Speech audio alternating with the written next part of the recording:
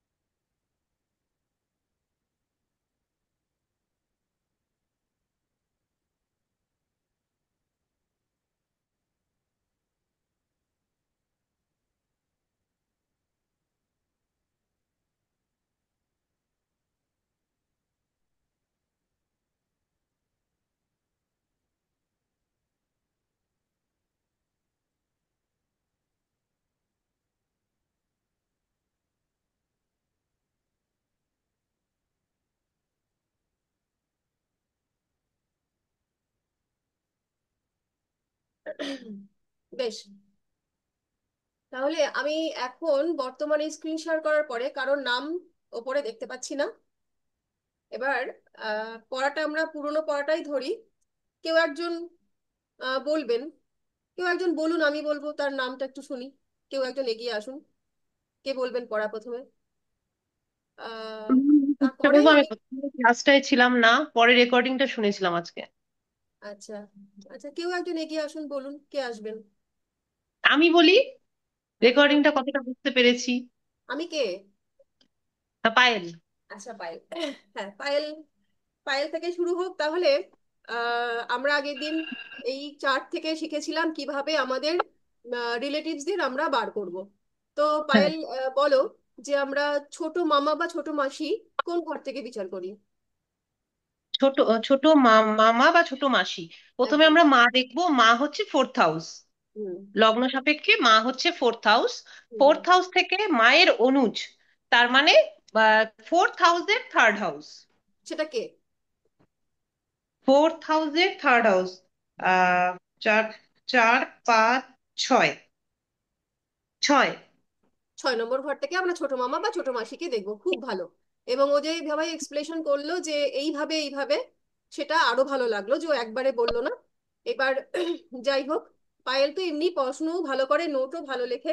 আগের দিন আপনাদের সঙ্গে একটা শেয়ার করেছিলাম, আমাদের নতুন গ্রুপের একটা নোট শেয়ার। হুম, এই যে দারুণ শাস্ত্রের প্রতি দারুণ। ভালোবাসা, এই যে যত্ন, এগুলো যেমন দেখতেও ভালো লাগে, সঙ্গে এটাও ইন্ডিকেট করে যে এই মানুষটা এটাকে কতটা যত্ন সহকারে বা ভালোবেসে গ্রহণ করছে।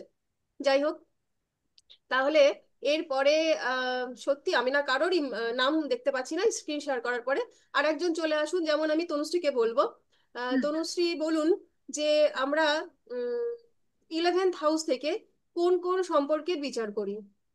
বাকিরা যারা ছিলেন না গত ক্লাসে তারা একটু শুনে নিন, তাহলে তাদেরও হচ্ছে পড়াটা বুঝতে আমার সুবিধা হবে। মানে আমরা গতদিন ক্লাসে আলোচনা করেছিলাম একটা চার্ট দেখে কিভাবে আমাদের বিভিন্ন রিলেটিভসদের আমরা খুঁজে বার করব, হুম। কোন ভাব থেকে আমরা কোন রিলেটিভসদের খুঁজে আমরা, পাবো। হ্যাঁ, আমরা এই পড়া দিয়ে আমরা, যেতে। হ্যাঁ, আচ্ছা, বলুন। আমরা 11th হাউস থেকে মোটামুটি ধরুন প্রথমে তো আমার বড় ভাই বা উম, এগুলো দেখছি। তাছাড়াও আমি যদি ধরি এছাড়াও ধরুন বৌমা বা হুম। জামাই, হুম। এই ধরনের সম্পর্ক বা আহ, জেঠিমা, জেঠিমা, এই ধরনের সম্পর্কগুলো আমরা দেখতে পাবো। কারণ হচ্ছে, আর এছাড়াও আরেকটা সম্পর্ক দেখা যাবে সন্তানের, যদি আমি হাজবেন্ড বা মানে কি বলি, জীবন সাথী যদি ধরি, সেটাও আমরা দেখতে পাবো এখানে। ওখানে আমরা বৌমা বা জামাই সেটা দেখতে পারবো। হুম, হুম, হুম, হুম। আচ্ছা, এটা যে আর আমরা কাকাকেও, এখানে কাকাকেও দেখানো যাবে, কাকা। হ্যাঁ, এবার এই যে আপনি আমাকে একটু বুঝিয়ে বলুন, আমরা যে সন্তানের মানে আমি যদি ছেলে সন্তানের জীবন সঙ্গীকে বেছে নেই, ওটা হুম। আমরা কেন দেখবো সেটা একটু বাকিদের উদ্দেশ্যে বলুন যে কারণ কিভাবে আমার আমরা সন্তানের। হ্যাঁ, হ্যাঁ। হ্যাঁ, কারণ আমি লগ্ন, হ্যাঁ। আমার সন্তান হচ্ছে ফিফথ হাউস। হুম। আর আমার ফিফথ হাউসের 7th হাউস যেটা, সেটা 11th হাউস। ওই একদম। জন্যে আমি জীবন সাথী হিসাবে সেটাকে মানে ওটাকে অ্যাকসেপ্ট করলাম। খুবই সুন্দর কথা। এবার বাকি আহ, উম, যে নামগুলো আসছে আমি নামগুলো বলে যাচ্ছি, যদি শিল্পা থেকে থাকো। শিল্পা কি ক্লাসে আছে? দেখা যাচ্ছে না ম্যাম শিল্পাকে। আচ্ছা, তাহলে আমি একটা কথা জিজ্ঞেস করছি, তনুশ্রীদি বললেন যে ওই 11th হাউস থেকে জেঠিমা বললেন। জেঠিমা। জেঠিমা, কিন্তু আহ, মানে দেখুন, হ্যাঁ আপনি প্রশ্ন করুন, তনুশ্রী উত্তর দিন। জেঠিমা তো 1 নম্বর হাউস থেকেই হবে। হ্যাঁ, বাবার বড় ভাই, তার স্পাউস, বাবার বড় ভাই। বাবা 9 নম্বর, নয়ের হ্যাঁ, 11 হচ্ছে জেঠু, তার থেকে আবার 7 নম্বর। তাহলে লগ্নতে চলে যাচ্ছে। তাহলে লগ্নতে চলে লগ্নতে যাচ্ছে। লগ্নতে চলে চলে যাচ্ছে। যাচ্ছে। হুম। আর একটা হ্যাঁ। জিনিস ma'am, এই ব্যাপারে আমার একটা মানে আমি করতে গিয়ে যেটা পেলাম হুম। সেটা হচ্ছে আম, আমি যদি নবম ভাব, তো আমরা পিতাকে দেখি, হুম। অবভিয়াসলি আমরা পিতাকে দেখি নবম ভাব, অথচ আমি যদি নবম ভাব পিতাকে দেখি আর মাকে দেখি 4th হাউস, হুম। তাহলে মায়ের মানে হাজবেন্ড হিসাবে যদি আমি দেখি তাহলে 10th হাউস পড়ছে। এইখানটা একটা কিন্তু মেলাতে পাচ্ছি না কিছুতেই। হ্যাঁ, ওটা সুতরাং হবে। আমি কি 9th 10th হিসাবে নেব? আচ্ছা শুনুন, বিষয় হচ্ছে এই যে না, ফোর্থের 7th হওয়া উচিত 10th। হুম। সেটা হ্যাঁ। কেন হচ্ছে না? কারণ কারণ অনেকগুলোই আছে। তার মধ্যে একটা কারণ আমি বলি, যেটা হুম। হচ্ছে আমাদের 6th হাউস থেকে কি হয়, 6th হাউস থেকে মূলত দেখা হয় শত্রুভাব। হুম। তো হুম। এই যতগুলো কারণ আছে তার মধ্যে একটা কারণ হচ্ছে যখন আমরা স্বামী স্ত্রী সম্পর্ক মধ্যে দিয়ে যাই, তো স্বামী স্ত্রী সম্পর্কের প্রথম শর্ত অ্যাকর্ডিং পুরাণ বা আমাদের হুম। স্বামী স্ত্রী হতে গেলে আমাদের প্রথম মানে প্রথম যে সম্পর্কটা হতে হবে সেটা হচ্ছে দৈহিক মিলন। হুম। এবং হুম। এই দৈহিক মিলন যখন দুজন মানুষের সঙ্গে হয় তখন তারা শাস্ত্র মতে স্বামী স্ত্রী, হুম। বর্তমান সমাজ মতে নয়। হুম। তো হুম। এবার যখন আমরা দুটো নারী এবং পুরুষ দৈহিক ভাবে মিলিত হচ্ছি, হুম। শারীরিক সম্পর্কে মিলিত হচ্ছি, তখন আহ জৈবিক স্বার্থানুযায়ী জৈবিক মতে হুম। প্রত্যেকটা সত্তা অর্থাৎ নারী সত্তা, সে তার সমগ্র দৈহিক সুখের জন্য তার হুম। যে পুরুষ সত্তা পুরুষ সঙ্গী তাকে হুম। হচ্ছে পূর্ণরূপে শোষণ করে ওই মুহূর্তে। আর আচ্ছা। সেই যে স্বামী, সেও কিন্তু তার দৈহিক সুখের জন্য পূর্ণরূপে তার স্ত্রীকে, মানে শোষণ বলবো না, কিন্তু হুম। শোষণ না, ওটা শোষণ হবে আর কি, পুরোপুরি ভাবে বা যে ব্যবহারটা তারা সেই মুহূর্তে করে সেটা হুম। কিন্তু বন্ধু স্বরূপ নয়। একজন বন্ধু স্বরূপ ব্যক্তি আর একজনের আহ এই যে ঘটনাকালীন যে একে অন্যকে নিংড়ে নেওয়ার বিষয়টা, হুম, হ্যাঁ। সেটা হ্যাঁ। কিন্তু থাকে না যেটা স্বামী স্ত্রীরা করে থাকেন। হ্যাঁ, এটা হুম। একটা অন্যতম কারণ। আরো কারণ আছে যেগুলো আমি পরে বলে দেবো। আচ্ছা। ঠিক আছে। তবে হুম। যেটা আমরা সাধারণভাবে দেখি যে হ্যাঁ প্রত্যেকটা ঘরে 7th হাউস হচ্ছে 10th হাউস। তো এই হুম। ক্ষেত্রে আমরা আগেও আলোচনা করেছি যে বায়োলজিক্যাল ফাদার ছাড়া, হুম, হুম। যে ফাদারটা, আমার ধরুন এই ক্ষেত্রে অনেক ক্ষেত্রে এমন হয় অনেক সন্তানের ক্ষেত্রে যে হুম। বাচ্চার জন্ম হয়েছে হুম। বাবার এই রসে, কিন্তু সেই বাবা সেই বাচ্চাকে আর লালন পালন করেননি।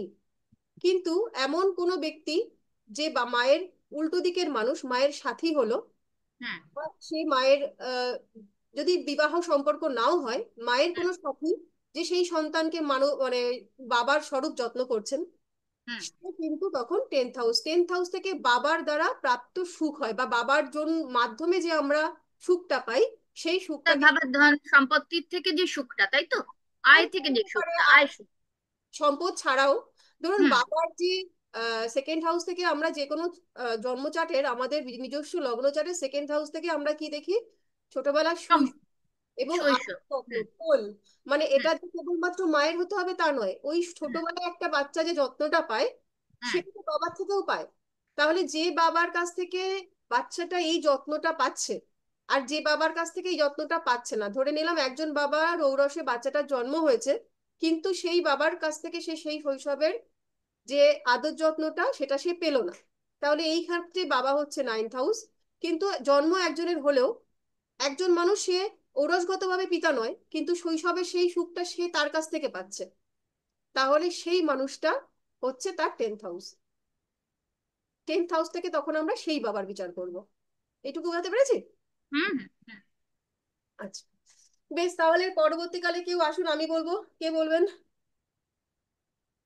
কে আছেন? সঙ্গীতা, বাকি যারা আছে, শিল্পা, আর নাম, একটা হাত তুলেছে, একটা বলো ম্যাম, দেখতে পাচ্ছেন আমি না। দেখতে পাচ্ছি না, একটু নামটা বলো। ম্যাম হ্যাঁ, আছি আমি।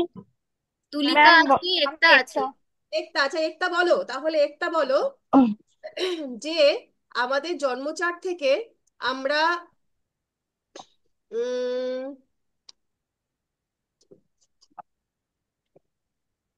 ভাই বোন ছেলে মেয়ে, ষষ্ঠ মাস। আচ্ছা শাশুড়ির বিচার কোথা থেকে করি? 10th house. 10th হাউস থেকে শাশুড়ির বিচার কেন করি? আমার সপ্তম পতি আমার স্বামী, তার চতুর্থ পতি হলো তার মা। বাহ, তাহলে এক্স্যাক্টলি সে আমার শাশুড়ি। খুব ভালো, ভালো লাগলো। আচ্ছা এখানে থাকো, একটা বেরিও না। তাহলে এটা আমি আগের দিন শিখাইনি, কিন্তু এবার আমি চেষ্টা করব যদি তোমরা বুঝে নিতে পারো। আমি যদি আমার মামা শ্বশুরের বিচার করতে চাই, মানে আমার ছোট মামা শ্বশুর, তাহলে কোন ভাব থেকে আমরা বিচার করব? একটাই বলো। 12th হাউস থেকে। 12th হাউস থেকে হ্যাঁ, কেন 12th? আমার আমার শাশুড়ি মা ছোট আহ, ছোট ভাই, তাকে আমি তৃতীয় পতি হিসেবে বিচার করে থাকবো, তার স্থান থেকে তৃতীয় ঘরে। তো হুম, তৃতীয় ঘর আমার কুষ্টির বিচারে তখন 12th হাউস হয়ে যাবে। বাহ, যাক খুব ভালো লাগলো যে কনসেপ্ট পুরো ক্লিয়ার। আচ্ছা এরপরে আমি বলবো কে? এরপর তুলিকা আছে, তুলিকা হাত। ম্যাম আমি আছি, আমি হ্যাঁ, আছি। তাহলে সঙ্গীতা। সঙ্গীতা। অঙ্কিতা, অঙ্কিতা তাহলে বলো তো যে ভাবত ভাবমে ম্যাম আমরা সঙ্গীতা শিখেছিলাম। বলছি। হ্যাঁ হ্যাঁ বলো সঙ্গীতা। তো ভাবত ভাবমে আমরা শিখেছিলাম। আচ্ছা আমি যদি এই হুম চার্টটাকে, এই যে চার্টটা তোমরা দেখতে পাচ্ছ, এটাকে যদি আমরা মেষ লগ্নের চার্ট ধরি, তাহলে এটা হচ্ছে হুম। নবম ঘর, তাই তো? নবম ঘর। হ্যাঁ ম্যাম। নবম ঘরটা থার্ড এর কত নম্বর ঘর হচ্ছে? থার্ডের হুম, 7 নম্বর। হ্যাঁ থার্ডের 7 নম্বর। তাহলে এই হ্যাঁ, এই 9 নম্বর ঘর থেকে আমি কোন কোন সম্পর্কের বিচার করি বাবা ছাড়া? বাবা ছাড়া বোনের বর, ভাইয়ের বউ, বোনের বর। আর আর থার্ড চাইল্ড, হ্যাঁ, ভাইয়ের বউ, একদম, আর থার্ড চাইল্ড, থার্ড চাইল্ড। আর হচ্ছে হ্যাঁ থার্ড চাইল্ড অব্দি আমরা যাব না, আমরা আসলে সেকেন্ড চাইল্ড অব্দি এটা নেব, এটাকে থার্ড চাইল্ড নেব না, আমরা এটাকে সেকেন্ড বিবাহ দেখতে পারি।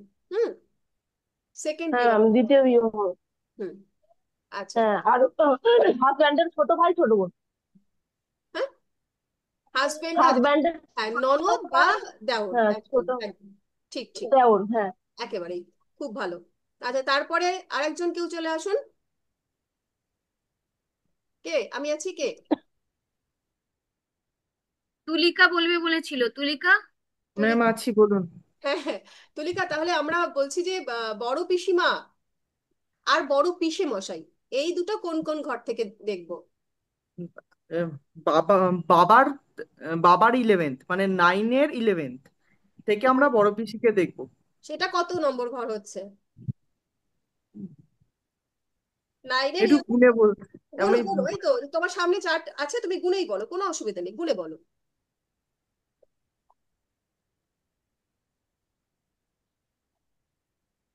এটা বাবা, 4 নম্বর ঘর। এটা বাবা। হুম, হ্যাঁ। এটা হচ্ছে 11 নম্বর, তাহলে 1 2 3 4 5 6 7 8 9 10 11। 11। এটা তো? 11। তাহলে হ্যাঁ কত হ্যাঁ। নম্বর ঘর থেকে পেলাম? মেষ রাশির থেকে 7 নম্বর ঘর। মানে মেষ লগ্ন থেকে 7 নম্বর। হ্যাঁ, 7 নম্বর ঘর থেকে, যে মেষ রাশি থেকে নয়, যে সব কোনো রাশি থেকেই যে সাত কোনো নম্বর ঘর। লগ্নেরই 7 নম্বর ঘর থেকে আমরা পাচ্ছি কাকে? বড় পিসিমাকে, রাইট? আর পিসেমশাই তার লগ্নটা। হ্যাঁ পিসেমশাই তাহলে লগ্নটা, একদম খুব ভালো, ঠিকঠাক একেবারে। আচ্ছা এরপরে আরেকজন চলে আসুন। কে আসবেন? আমার খুব ভালো আর লাগছে কাউকে যে দেখা সবাই যাচ্ছে না এসেছে। ম্যাম। আচ্ছা অহনা আছেন? অহনা আছেন? হ্যাঁ ম্যাম আছি। তাহলে এতক্ষণ চুপ কেন? এই তো দেরি করে ঢুকেছি ম্যাম, আজকে আমি একদম বাচ্চা নিয়ে ভুলেই গেছিলাম ক্লাস আছে, মানে সোমবার ভুলে গেছিলাম। আচ্ছা আচ্ছা, বেশ, খুব ভালো কথা। তাহলে আমরা আগের দিন আমাদেরকে প্রশ্ন করেছিল একটা বোধ হয়, যে যদি যমজ বাচ্চা হয় তাহলে তা তো দুজনই একসঙ্গে জন্মাচ্ছে, তো আপনার যদি যমজ ভাই বোন হয়, উম ধরুন ভাই আগে জন্মেছে এবং বোন পরে জন্মেছে, তাহলে এই প্রথম ভাই এবং বোন, এটা আমরা কত নম্বর ঘর থেকে বিচার করব? প্রথম ভাই আমরা লগ্ন থেকে 3 নম্বর ঘর থেকে দেখব, হুম, আর বোনকে দেখব তার ওই ভাইয়ের 3 নম্বর, যেখানে 3 নম্বর ঘর থেকে ভাই দেখছি তার থেকে 3 নম্বর ঘরে বোন দেখব। সেটা কত নম্বর ঘর? হ্যাঁ, সেটা কত নম্বর ঘর?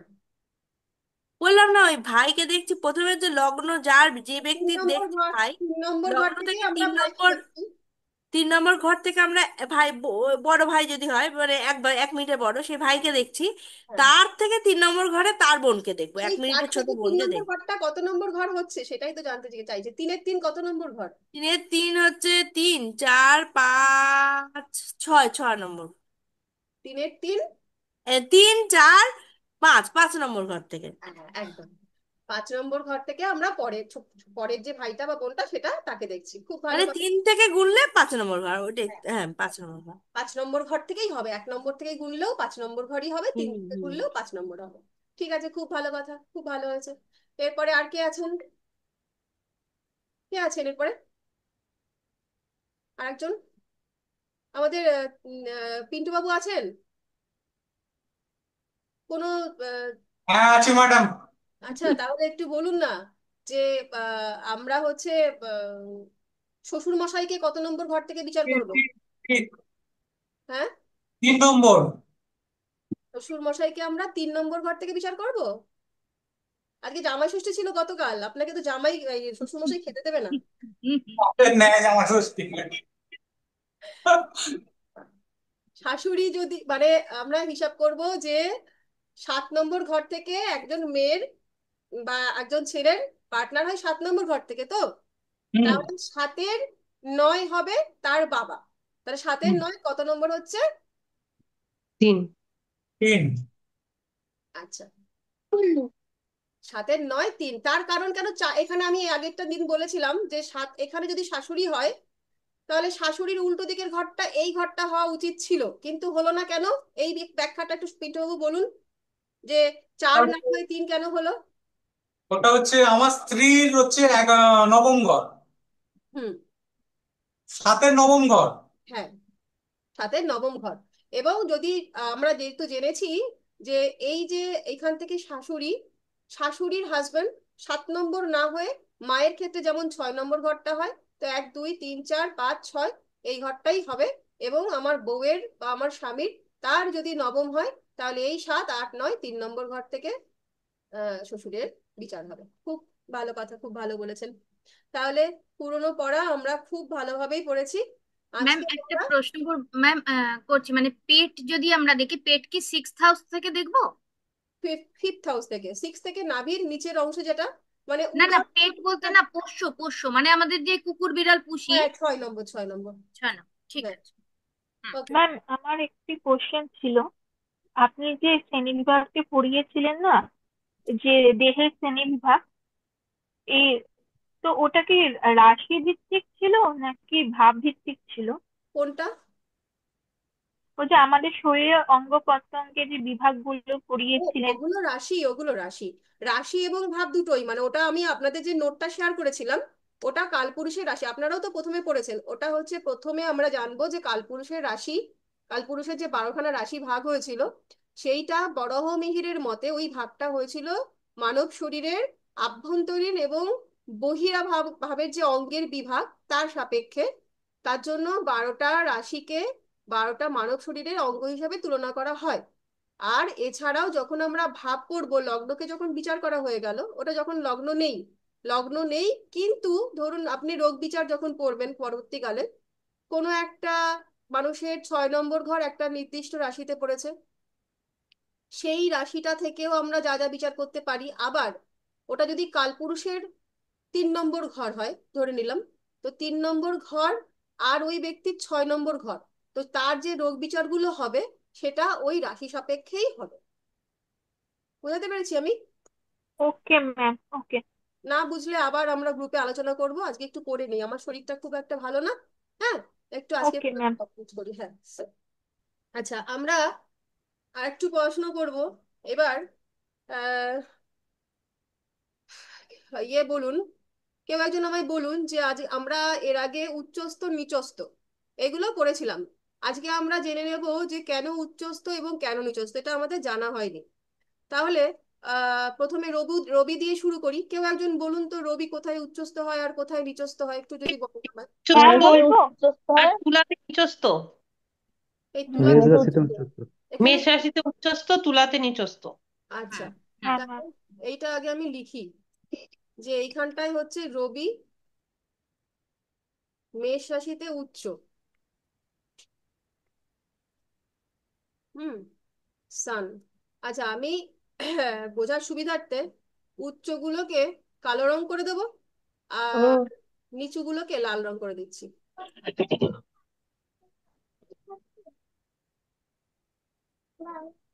আচ্ছা, এটা এটার একটা কেপি মতের ব্যাখ্যা হয়, সেটা আমরা হুম। যেহেতু কেপি শিখছি না, আমরা বই থেকে শিখেছি। না, সাদাই করে দাও। আচ্ছা, না, কার আমি স্কুলে যেরকম মাইক্রোফোন করবো অন আছে সেরকম অফ করবে। করে দিন। মাইক্রোফোন কার অন আছে অফ করে দিন দয়া করে। শুনতে পেলাম না মা। মাইক্রোফোন কার অন আছে অফ করে দিন, সবাই অফ করে দিন এখন, ব্যাকগ্রাউন্ড সাউন্ড যেন না আসে। হ্যাঁ, তো এই যে উচ্চস্থ এবং নিচস্থ এর একটা ব্যাখ্যা হয় কেপি সিস্টেমে, কিন্তু আমরা যেহেতু কেপিতে নেই, আমরা বৈদিক করছি, তাই আমরা কেপিটা এখন জানবো না, আমরা যখন আরেকটু বড় হয়ে যাব তখন জানবো হয়তো। এখন আমরা সাধারণ কারকত্ব হিসাবে কেন উচ্চস্থ কেন নিচস্থ সেটা জানবো। প্রথম কথা, আমরা জেনেছি প্রত্যেকটা রাশির গুণগত তত্ত্বগত কিছু বৈশিষ্ট্য হয়, তেমনি প্রত্যেকটা গ্রহের গুণগত তত্ত্বগত কিছু বৈশিষ্ট্য হয়। প্রত্যেকটা রাশির কারকত্ব এবং প্রত্যেকটা গ্রহের কারকত্ব এগুলো আমরা শিখেছি এবং আশা করি আমাদের মনেও আছে। তো সেই ক্ষেত্রে আমরা যেটা করব যে এই যে সূর্য এতগুলো রাশির মধ্যে কেন মেষে উচ্চস্থ হলো সেটা জানার চেষ্টা করব। তো সেক্ষেত্রে আমরা যদি সূর্যের তত্ত্বগত গুণ গুণগত গুণগুলো মনে করার চেষ্টা করি, সেটা এরকম ছিল যে সূর্য সে হচ্ছে একটা অগ্নি তত্ত্বের গ্রহ, আর তার মধ্যে কি ছিল, সে হচ্ছে একটা পুরুষ গ্রহ এবং তার দিকটা হচ্ছে পূর্ব ও দিক। কেটে শুনতে পাচ্ছেন? আমার কথা শোনা যাচ্ছে? হ্যাঁ ম্যাম, শোনা যাচ্ছে। বেশ। তো এই গুণগুলো সূর্যের মধ্যে আছে যে সে হচ্ছে আগুন, সে হচ্ছে একটা পুরুষ গ্রহ এবং তার দিকটা হচ্ছে পূর্ব দিক। এবং এইখানটায় আমরা জানি যে বৈশাখ মাস এখান দিয়ে শুরু হয়। তাহলে এই যে মেষ রাশি, তার গুণগুলো আমরা কি জেনেছিলাম? মেষ রাশির এই যে মেষ রাশিও সে হচ্ছে অগ্নি রাশির ঘর এবং সেও এই রাশি রাশি সাপেক্ষে সে হচ্ছে পুরুষ রাশি, ক্ষত্রিয় বর্ণ, এবং এই সূর্যেরও হচ্ছে ক্ষত্রিয় বর্ণ। তাহলে এই যে মিলগুলো আমরা পেলাম, এবং তারপরে হচ্ছে সূর্যের এটা বন্ধুর ঘর। দেখুন, আমরা দেখেছি প্রত্যেকটা বন্ধুর ঘর মানেই যে সেখানে গ্রহ ভালো থাকবে তা নয়, এটা আমরা আগে দেখেছি। এবং কিছু কিছু গ্রহ শত্রুর ঘরেতে গিয়েও ভালো আছে। কেন ভালো আছে সেগুলোই আজকে আমরা জানবো। কিন্তু এখানে মঙ্গল হচ্ছে রবির বন্ধু ঘর, আর দুজনের মধ্যে এত মিল। তো আমরা আগেও বারবার করে আলোচনা করেছি যে জ্যোতিষ মানে জ্যোতিষকে বুঝবো আমরা আমাদের ব্যক্তিগত জীবনের সাপেক্ষে।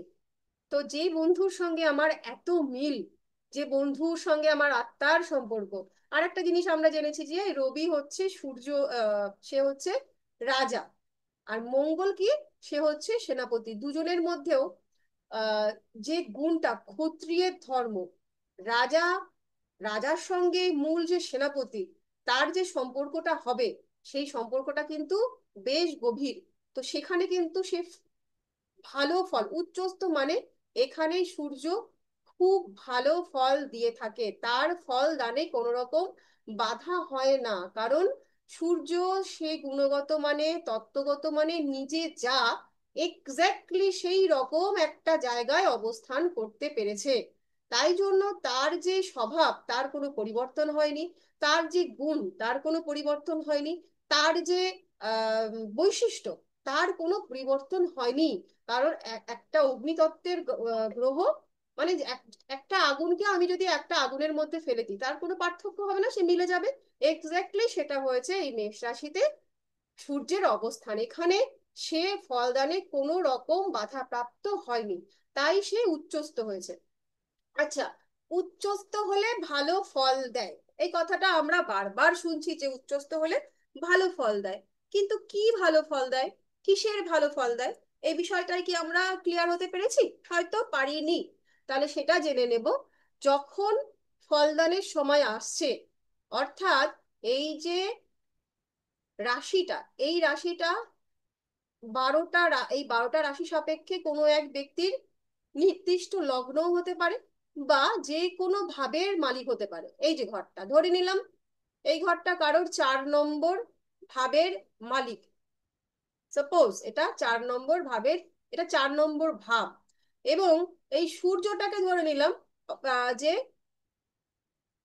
মোটামুটি আহ 4 নম্বর ভাব, আর এই সূর্য সেই ভাব সাপেক্ষে যদি এইটা 4 নম্বর ভাব হয়, তার মানে এখানে তার লগ্ন হতে হবে মকর লগ্ন সাপেক্ষে, এটা তার 4 নম্বর ভাব। 4 নম্বর ভাবটা শুভ ভাব। এবার এই সান তাহলে কত নম্বর ভাবের মালিক হচ্ছে? এই ঘরটা মালিক, এই ঘরটা মানে হচ্ছে অষ্টম ভাবের মালিক। তাহলে এই অষ্টম ভাবের মালিক গিয়ে বসেছে হচ্ছে 4 নম্বর ভাবে, আবার সে উচ্চস্থ। তাহলে এই সানটা কি কিসের ফল দেবে, কিরকম ফল দেবে? সেই ফলটা হবে এই 8 নম্বরের ফলের উচ্চস্থ ফল। বোঝাতে পেরেছি? এমন নয় যে সেই সানটা এখানে 4 নম্বর ভাবে বসে আছে, সে উচ্চস্থ মানে সে ভালো ফল দেবে। সে কিন্তু এই 8 নম্বর যা কারকত্ব হয় সেই ফলটার উচ্চ ফল দেবে। ক্লিয়ার? এটুকু কি বোঝাতে পারলাম? না ম্যাম, বুঝতে পারলাম না। ও কোনটা মানে বুঝলেন? মানে এইখানকার আপনি বললেন যে সূর্য, এই যে সূর্য হ্যাঁ, এখানে উচ্চ। সর্বোচ্চভাবে ভালো ফল দেয়। ভালো করে বুঝবেন, উচ্চ ফল মানে সে 100% ফল দেবে, ভালো কিংবা মন্দের। ঠিক আছে? নিচু হলে সে হচ্ছে 70% ফল দেবে, ভালো কিংবা মন্দের। হুম। যদি সূর্য কোনো লগ্ন সাপেক্ষে ভালো ভাবের কারক হয়, মনে রাখলাম যে এটা হচ্ছে 4 নম্বর ভাবেরই কারক। সূর্য হ্যাঁ। 4 নম্বর ভাবের কারক গ্রহ। হুম। সে উচ্চ হয়েছে, তাহলে সে 4 নম্বর ভাবের কারক মানে একটা শুভ ভাবের কারক। সে হুম। ফলটা কিন্তু 100% ভালো ফল দেবে। ঠিক আছে? ভালো হুম। অধিকার ফল দেবে সে। কিন্তু এই সূর্য যদি কারোর 8 নম্বর ঘরের কারক হয়ে যায়, মানে এই গ্রহটা সে হচ্ছে 8 নম্বর ঘরের কারকত্ব দেবে। 8 নম্বর ঘর মানে কি ঘর আমরা জানি? হুম। 8 নম্বর ঘর হচ্ছে দুস্থান, মৃত্যু। খারাপ ঘর। সেই ঘর থেকে খারাপ ফল সে দেবে, অর্থাৎ সেই খারাপ ফলটা কিন্তু সে 100% দেবে। এইটুকু ক্লিয়ার? হুম। ম্যাডাম কত জিজ্ঞেস করবো? না, প্রশ্নগুলো সব রেখে দিন, সব। না না, একটা কোশ্চেন বলছি, এটা কি র এজেন্সি কাজ করতে পারে? কিসের র এজেন্সি? হ্যাঁ। হ্যাঁ, র এজেন্সি তো 8 নম্বর ঘর থেকে গুপ্ত সমস্ত কাজই হয়, কিন্তু যদি আট তাহলে র নম্বর এজেন্সি যদি উচ্চতর, তাহলে র এজেন্সি তো ভালো কাজ করতে পারবে তো? হ্যাঁ, সেটা যদি 10 নম্বর ঘরে গিয়ে বসে, তবে এটা তো আমরা 4 নম্বর ঘর থেকে দেখছি না। হ্যাঁ, কিন্তু কিছুটা হলেও সে তো ঘর থেকেও তো করতে পারে, কিছুটা হলেও। বা ওই সিবিআই টিবিআই যে কোনো ধরনের। দেখুন, যখন আমরা 8-এর সঙ্গে 10th-এর বা সেকেন্ড হাউসের কানেকশন পাবো, 8, 2 বা লগ্ন বা দ্বিতীয়, তখন হচ্ছে সেটা কর্মের দিকে চলে যাবে। ঠিক। কিন্তু যখন আমরা 4 নম্বর ঘরে দিচ্ছি, তখন কিন্তু রয়েজেন্টটা আমরা 4 নম্বর ঘরতে বাড়ির সঙ্গে গুপ্ত সম্পর্কটা আমরা দেখবো, বাড়ি এবং গুপ্ত সম্পর্ক বা খারাপ সম্পর্ক। যখন এই যে অষ্টমপতি 4 নম্বর ঘরে চলে আসছে, তখন কি হবে? গৃহের যে শান্তি, মায়ের সুখ, মানসিক শান্তি, সেগুলোর কিন্তু ডিস্টারবেন্স শুরু হবে। এখান থেকে কিন্তু কর্ম রিলেটেড করতে পারছি না পিন্টু বাবু। কর্মটাকে দেখতে গেলে আমাদের 8, 10, 2, 1 এইগুলো দেখতে হবে। বোঝাতে পারলাম কি পিন্টু বাবু? বোঝাতে পেরেছি? হ্যাঁ ম্যাডাম, হ্যাঁ, বুঝতে পেরেছি, বুঝতে আচ্ছা, পেরেছি। বুঝতে পারেননি? বুঝতে পেরেছি ম্যাডাম। আচ্ছা, বাকি আর এটুকু ক্লিয়ার? বাকিদের জন্য এই যেটুকু উচ্চস্থ বুঝালাম এটুকু ক্লিয়ার? হ্যাঁ ম্যাম। বাহ। আচ্ছা, এবার নিচস্থ দেখি। এই রবিটা সে হচ্ছে জেনেছি আমরা তুলা রাশিতে নিচস্থ। এবার তুলা রাশিটা, তুলা রাশির যে ঘরটা, সেই ঘরটাতে ঘরটার স্বভাব কেমন? প্রথম কথা, আমরা একটাই জানবো যে তুলা রাশির ঘরটা হচ্ছে ঠান্ডা ঘর, একেবারেই শীতল স্থান। তো এবং সেটা হিসাব মতন সূর্যের ঠিক উল্টো তত্ত্ব, অর্থাৎ বায়ু তত্ত্ব, বায়ু তত্ত্বের রাশি এবং একেবারেই ঠান্ডা স্থান। তো একটা অগ্নিতত্ত্বের গ্রহ বা একটা আগুনের গোলা, তাকে যদি আমি একেবারেই তার উল্টো একটা বৈশিষ্ট্যের মধ্যে রেখে দিই, যেখানে প্রচন্ড হাওয়া, মানে আপনি মনে করুন যে আপনি একটা মশাল ধরিয়েছেন, যেখানে মশালটা দাউ দাউ করে জ্বলবে, বা যেখানে বেশ বদ্ধ জায়গা, সেখানে আগুনটা জ্বলতে সামর্থ্য হবে। কিন্তু যদি সেটা আমি এমন একটা জায়গায় গিয়ে দাঁড়ালাম যেখানে প্রচন্ড ঝোড়ো হাওয়া, তাহলে সেই আগুনটা কি স্থির থাকবে? সে তো একেবারে এদিক যাবে, একবার ওদিক যাবে, প্রায় বুঝে যাওয়ার মতন অবস্থা হবে। তার যে তাপটা সে ছড়াতে পারতো, সেটা কি সে আর পারছে? সে কিন্তু সেখানে পারছে না। তো এই বায়ুতত্ত্বের জায়গাতে এসে রবি কিন্তু তার যে একেবারেই আহ স্বভাব, সেই স্বভাবটাকে কিন্তু সে অচল থাকতে পারছে না, সেই স্বভাবটার থেকে কিন্তু সে বিচ্যুত হচ্ছে। এবং সে তার যে যেই সমস্ত ফলটা সে দিতে পারতো, সেই ফলটা কিন্তু সে দিতে পারছে না। নিচস্থ যখন কোনো গ্রহ হবে, এটা মাথায় রাখতে হবে, এটা লিখে রাখুন আপনারা। উচ্চস্থ গ্রহ ভালো কিংবা মন্দের 100% ফল দেবে, নিচস্থ গ্রহ ভালো কিংবা মন্দের 70% ফল দেবে।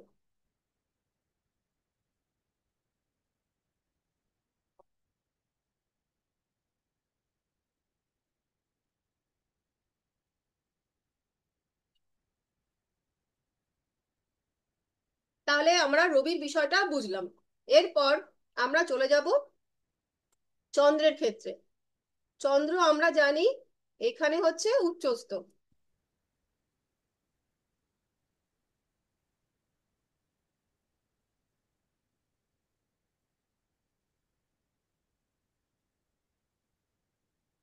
এইটা আপনারা প্রায় সকলেই জানেন।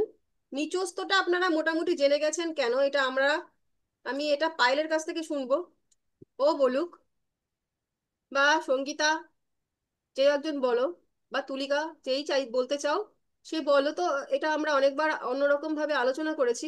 উচ্চস্থ তো বলতে হবে না, নিচস্থ দ্বারা তোমরা সকলেই বলতে পারবে যে বৃশ্চিক রাশিতে সে কেন চন্দ্র নিচস্থ হয়। কারণ বৃশ্চিক রাশি। বৃশ্চিক রাশি তো হচ্ছে তোমার এ রাশি, মানে আহ অগ্নিতত্ত্ব, না না অগ্নিতত্ত্ব না, জলরাশি তো।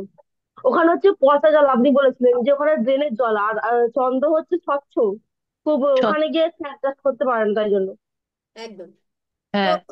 আমরা এই মেষ রাশিটাকে ধরি হচ্ছে পর্বতের চূড়া। হুম।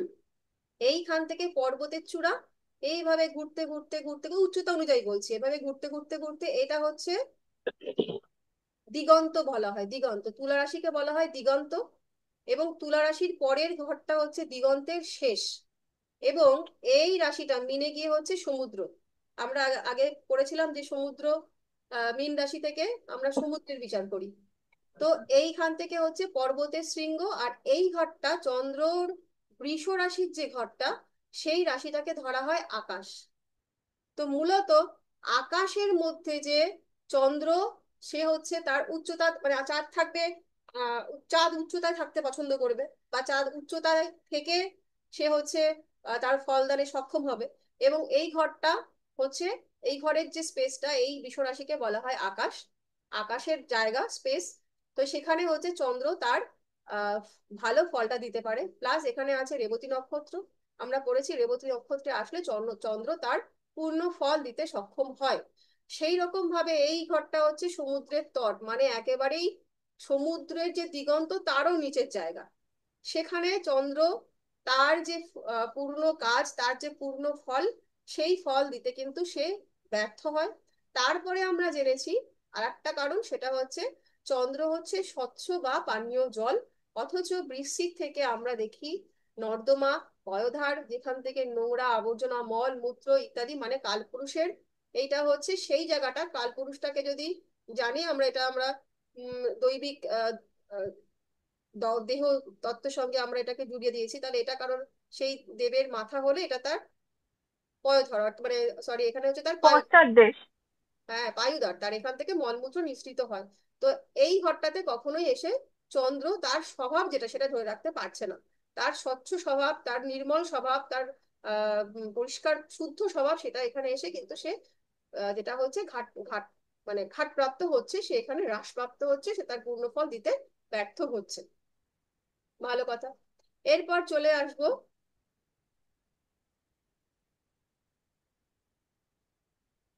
চন্দ্রের পরে আসবো মঙ্গল, তাই তো? মঙ্গল কোথায় উচ্চ কোথায় নিচু আমায় একটু মনে করিয়ে দাও। মঙ্গল মকরে উচ্চ, আর হচ্ছে কর্কটে নিচস্থ। হুম। ও সরি, এটা তো আমি ওইভাবে লিখবো না, মঙ্গল লিখবো। তাহলে আমরা এখানে লিখবো, কালারটা আমরা গুলিয়ে ফেলেছি, উচ্চস্থ লিখেছিলাম কালো।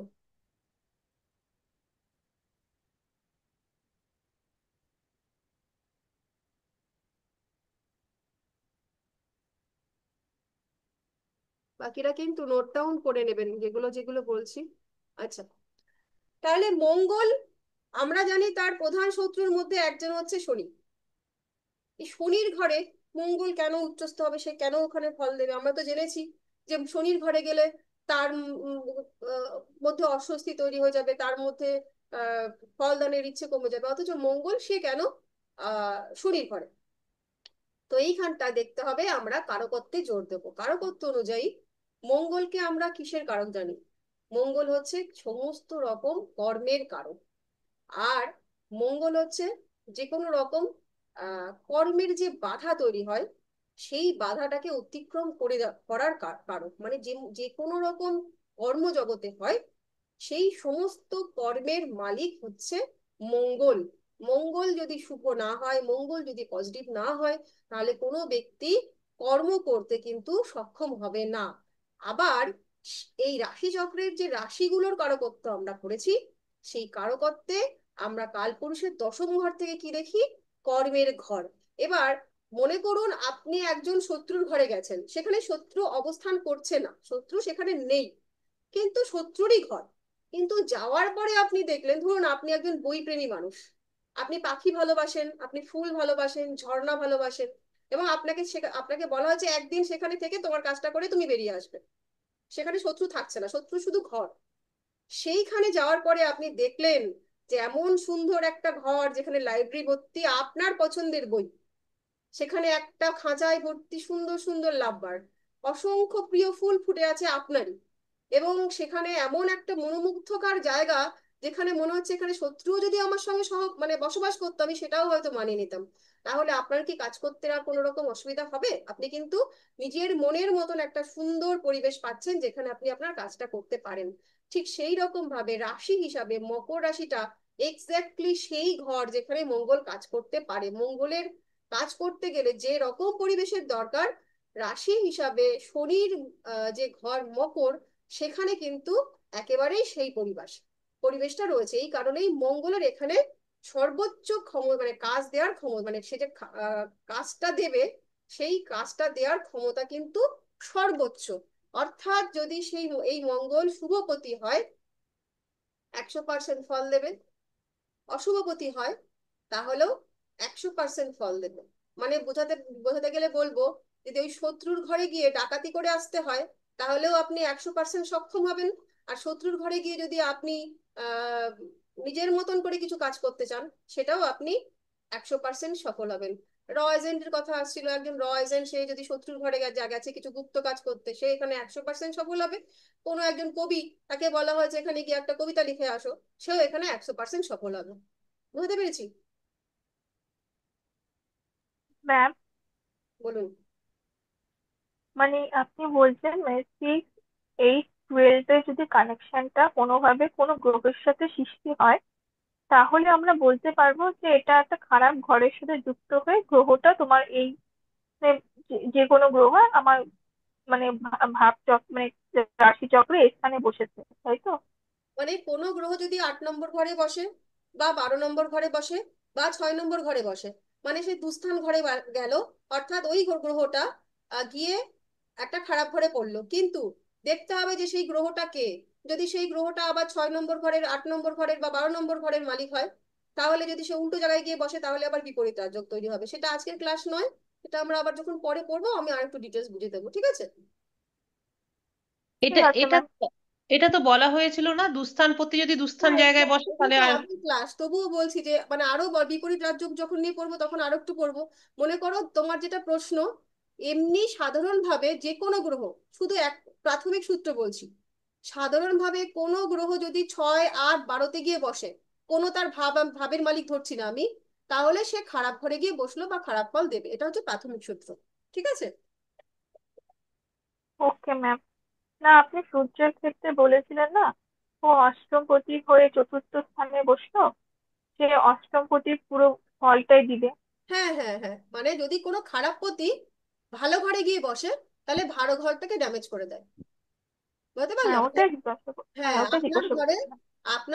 আপনার একজন আহ, অপছন্দের মানুষ আসলো, বুঝবেন, এমন একজন মানুষ, আপনি জানেন সে সামনে হোক বা পিছনে হোক আপনার ক্ষতি ছাড়া ভালো চায় না, আপনার ক্ষতিই করে, মানে তার সঙ্গে আপনার দেখা হলে আপনার ক্ষতি হয়ই। তাহলে সেই মানুষটা যদি আপনার বাড়ি আসে, আপনি বাড়ি থাকছেন না, আপনি বাড়ি থেকে কোথাও যাচ্ছেন, অথচ সেই মানুষটা আপনার বাড়িতে বসে আছে, তাহলে কি করবে সে বাড়িতে ঢুকলে? সে ডেফিনেটলি ক্ষতি করবে, কিছু না কিছু ক্ষতি করবেই, কারণ আপনি জানেন এ হচ্ছে আপনার একেবারেই মানে সিলমার্ক করা শত্রু। তো সেই রকম ভাবে 6 নম্বর, 8 নম্বর, 12 নম্বর ঘর আমরা খারাপ ঘর ধরি। এই ঘরের মালিক যখন কোনো ভালো ঘরে গিয়ে বসে, সেই ভালো ঘরের যে ভালো কারকত্বগুলো, সেগুলোকে নষ্ট করে দেয়। ঠিক আছে? ম্যাম, তাহলে ষষ্ঠপতি ধরুন ষষ্ঠেই বসে আছে, হ্যাঁ। তাহলে সেক্ষেত্রে কি না, করবো? ওটা ষষ্ঠপতি তো ষষ্ঠ ঘরে বসে আছে, তো অন্য ঘরটাকে খারাপ করলো না, ভালো ঘরে কোথায় বসলো? ও, তাহলে সেটা কেউ খারাপ করে না। না, ও তো নিজের ঘরে বসে আছে, ও তো খারাপ। হ্যাঁ, নিতে পারে। হ্যাঁ, ও তো খারাপ মানে ভালো ঘরকে কিছু খারাপ করছে না। হুম। যদি কোনো ভালো ঘরে গিয়ে বসো, এই যে এটা হুম। আমাদের আরেকটু পরের পড়া, হ্যাঁ, এগুলো তখন গিয়ে আরো সুন্দর করে আমরা বুঝবো। ঠিক আছে? যখন আমরা মোটামুটি আরেকটু অ্যাডভান্সে গিয়ে পড়বো কোন ঘর কিভাবে কাকে খারাপ করছে, সেটা আমরা তখন ভালোভাবে বুঝবো। এখন আজকে আমরা একটু ওই উচ্চস্থ নিচস্থই থাকি। এবার এখানে ওকে মঙ্গল ম্যাম।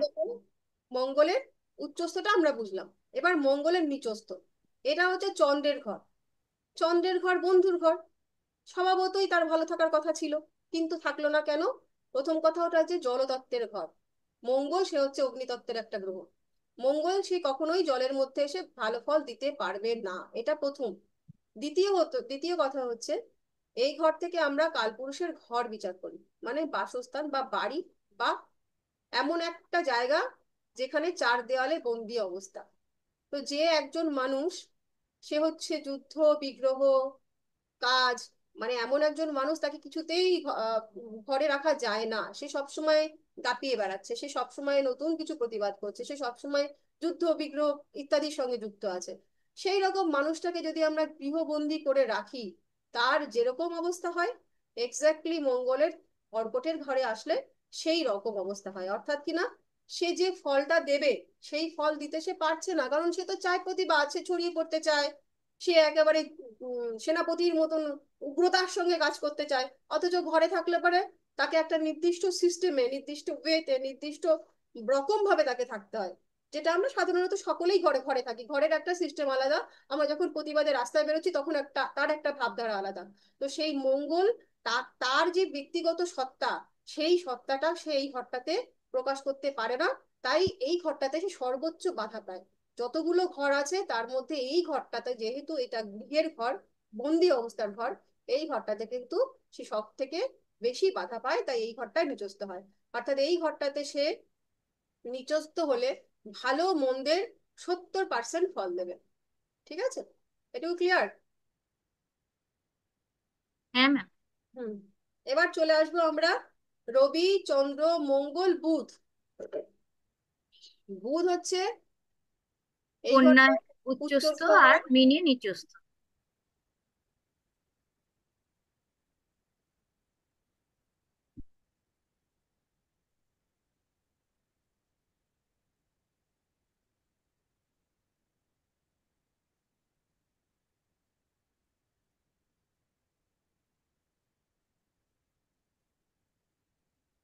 আচ্ছা, এই ঘরটায় বুধ উচ্চস্থ হয়, মানে সে তার ফলটা খুব ভালোভাবে দিতে পারে। প্রথম কথা, এই ঘরটা হচ্ছে বুধের নিজের ঘর, কন্যার ঘরটা নিজের ঘর। তো সেইখানে বুধ একেবারে নিজের ঘরে খুব আনন্দে রয়েছে। আর তারপরে আমরা জানি যে এই ঘরটা হচ্ছে, আমরা যখন এই বুধের মানে বুধের দুখানা ঘর, মিথুনের ঘর এবং কন্যার ঘর পড়েছিলাম, তখন আমরা পড়েছিলাম যে এইটা হচ্ছে বুধের বালক দশার ঘর, এই ঘরটার বুধ হচ্ছে বালক, বালক বুধ। কিন্তু এই ঘরটায় বুধ হচ্ছে পরিণত বুধ। তো এই ঘর থেকে আমরা কি জানি, বুধ নিজে হচ্ছে বুদ্ধির কারক, এবং এই ঘরটাতে আমরা জানি সার্ভিসের মানে জবের ঘর, এই ঘরটা জানি আমরা ষড়রিপুর ঘর, এই ঘরটা জানি আমরা হিসাব নিকেশ ইত্যাদির ঘর। তো এই যে কারকত্বগুলো, হিসেব করা, তারপরে বুদ্ধি অ্যাপ্লাই করা, এবং এইখানটাতে যেহেতু শত্রু জানি আমরা, ষড়রিপুর মধ্যে অন্যতম হচ্ছে শত্রু বিচার এখানটায়। এই শত্রুকে দমন করতে গেলে প্রথম এবং প্রধান যেটা লাগে সেটা হচ্ছে বুদ্ধি। আর এই বুদ্ধির কারক হচ্ছে বুধ। আপনার যতই লোকবল থাকুক, আপনার যতই গায়ের জোর থাকুক, যেটা মঙ্গলের আছে, কিন্তু আপনার যদি বুদ্ধি না থাকে, তাহলে আপনি কোনো বিপদ সংকুল অবস্থা থেকে বেরিয়ে আসতে পারবেন না। প্রথম এবং প্রধান দরকার হচ্ছে আপনার বুদ্ধির, এবং সেই বুদ্ধি অ্যাপ্লাইয়ের সর্বোৎকৃষ্ট জায়গা হচ্ছে বুধের এই জায়গাটা। এই জায়গাটাতে বুধ তার বুদ্ধি অ্যাপ্লাইয়ের জন্য একেবারে সব থেকে সুন্দর জায়গা সেইটাতে দিতে পারে। তার যে কাজ, তার যে কার্যকারিতা, সেটাকে সে ছড়িয়ে দিতে পারে, সেটা সব থেকে বেশি এই ঘরে। তাই জন্য এই ঘরটাতে বুধ উচ্চস্থ হচ্ছে, মানে রিল্যাক্স থাকছে, মানে তার হাত পা ছড়িয়ে সে ফল দিচ্ছে। আর এই ঘরটাতে বুধ হয়ে যাচ্ছে নিচস্থ, কারণ এই ঘরটাতে আমরা জেনেছি হচ্ছে শয্যা সুখের ঘর। ফিজিক্যাল রিলেশনশিপে যে সুখটা হয়, সেই সুখটা পাওয়া যায় এই ঘর থেকে। আর কি হয়, এই ঘরটা হচ্ছে মুখের ঘর। তাহলে বুধ সে নিজে হচ্ছে একজন বালক, সে কি শয্যা সুখের কিছু বুঝবে? একজন 13 বছর, উম, একজন 8 বছরের বালক, 7 বছরের বছরের বালক, সে কি শয্যা সুখের বিষয়ে কিছু বুঝবে? কিচ্ছু বুঝবে না, সে ওই ব্যাপারটাতে একেবারেই অপারগ। তাহলে এইখানটাতে শয্যা সুখের মেন ঘর, সেই জায়গাটাতে গিয়ে বুধ অপারগ হয়ে গেল, সে কিছুই বুঝলো না, তাই সেখানে সে ফল দিতে অক্ষম। আর কি, এখানটায় দেখা হয় মুখ্যের ঘর। মুখ্য কথার অর্থই তো বালক বুঝবে না। একজন বালককে যদি বলা হয় মুখ্যের অর্থ কি, সে জানে? সে মুখ্যের অর্থ বুঝবে? বুঝবে না। মুখ্যের অন্দরে প্রবেশ করা তো দূর কি পার। তাই জন্য এই যে মিনের যে কারকত্ব, সেই কারকত্বের সঙ্গে বুধ একেবারেই অড ম্যাচ। ফলে এখানে বুধ তার মানে এটা যদি বলে যাও গিয়ে কাজ করে আসো, সে যে কি কাজ করবে মাথা মুন্ডু কিচ্ছু বুঝবে না, কারণ এখানে গিয়ে জিনিসপত্র যা দেখবে তা একেবারে তার অচেনা। সে বালক গ্রহ, সে ফুটবল পেলে ভালোবাসতো, ক্রিকেট পেলে ভালোবাসতো, দাবা খেলে ভালোবাসতো। নিদেন পক্ষে যদি একটা মোবাইলও পেতো, খুব খুশি হয়ে কাজ করতো, গিয়ে দেখছে গীতা বাইবেল কোরআন এইসবে ভর্তি। কি করবে সেখানে? কিচ্ছু বুঝবে না। অতএব সেখানে একেবারেই কাজ দিতে পারলো না, এখানে এসে অক্ষম হয়ে গেল। তাহলে এই ঘরটাতে গিয়ে বুধ যেহেতু নিচস্থ হচ্ছে, তাহলে ভালো মন্দের সে 70% ফল দেবে। ভালো মন্দ বলতে সে যে এই বুধটা ব্যক্তিগত চার্টের যে ভাবের কারক, ভালো ভাবের কারক হলে সেই ভালোর ফল দেবে, মানে ভালোর ফল দেবে 70%, খারাপ ভাবের ফল হলে খারাপ ফল দেবে 70%। ক্লিয়ার? ম্যাম এটা ম্যাম এটাও কি বলতে পারি যে বুধ তো প্র্যাকটিক্যাল, আর হুম। এটা পৃথ্বীতত্ত্বের রাশি, কন্যা রাশি পৃথ্বীতত্ত্বের রাশি, আর ওটা জলতত্ত্বের রাশি। হ্যাঁ। সুতরাং বুদ্ধি হচ্ছে যেহেতু প্র্যাকটিক্যাল বেসে হুম, কাজ করে, তাহলে আমরা জলতত্ত্ব ইমোশনাল রাশি, জলতত্ত্ব ইমোশনাল, তাহলে ইমোশনালি বুদ্ধি তো কোনোভাবেই হবে না, যাচ্ছে না, একদমই তাই। ফ্রুটফুল নয়। হুম। এই ভাবগুলো আপনারা ভাববেন নিজেরা নিজেরা, দেখবেন হুম। আপনারা নিজেরাও অনেক কিছু বার করতে পারবেন নিজেদের মতন করে। তবে সবকিছু নয়, সবকিছু মিলবে না। আমরা নিজেদের মতন ভাবতে শুরু করলে গল্পের গরু গাছে উঠিয়ে দিই, অনেক কিছু বার করে ফেলি, সেগুলো মিলবে না। কিন্তু কারকত্বে যদি মিলে যায় দুজনের, তাহলে সেটা কারণ। হ্যাঁ। আচ্ছা, তাহলে বুধ গেল, এবার বুধের পরে বৃহস্পতি। বৃহস্পতি হচ্ছে আমাদের এই ঘরটায় নিচ,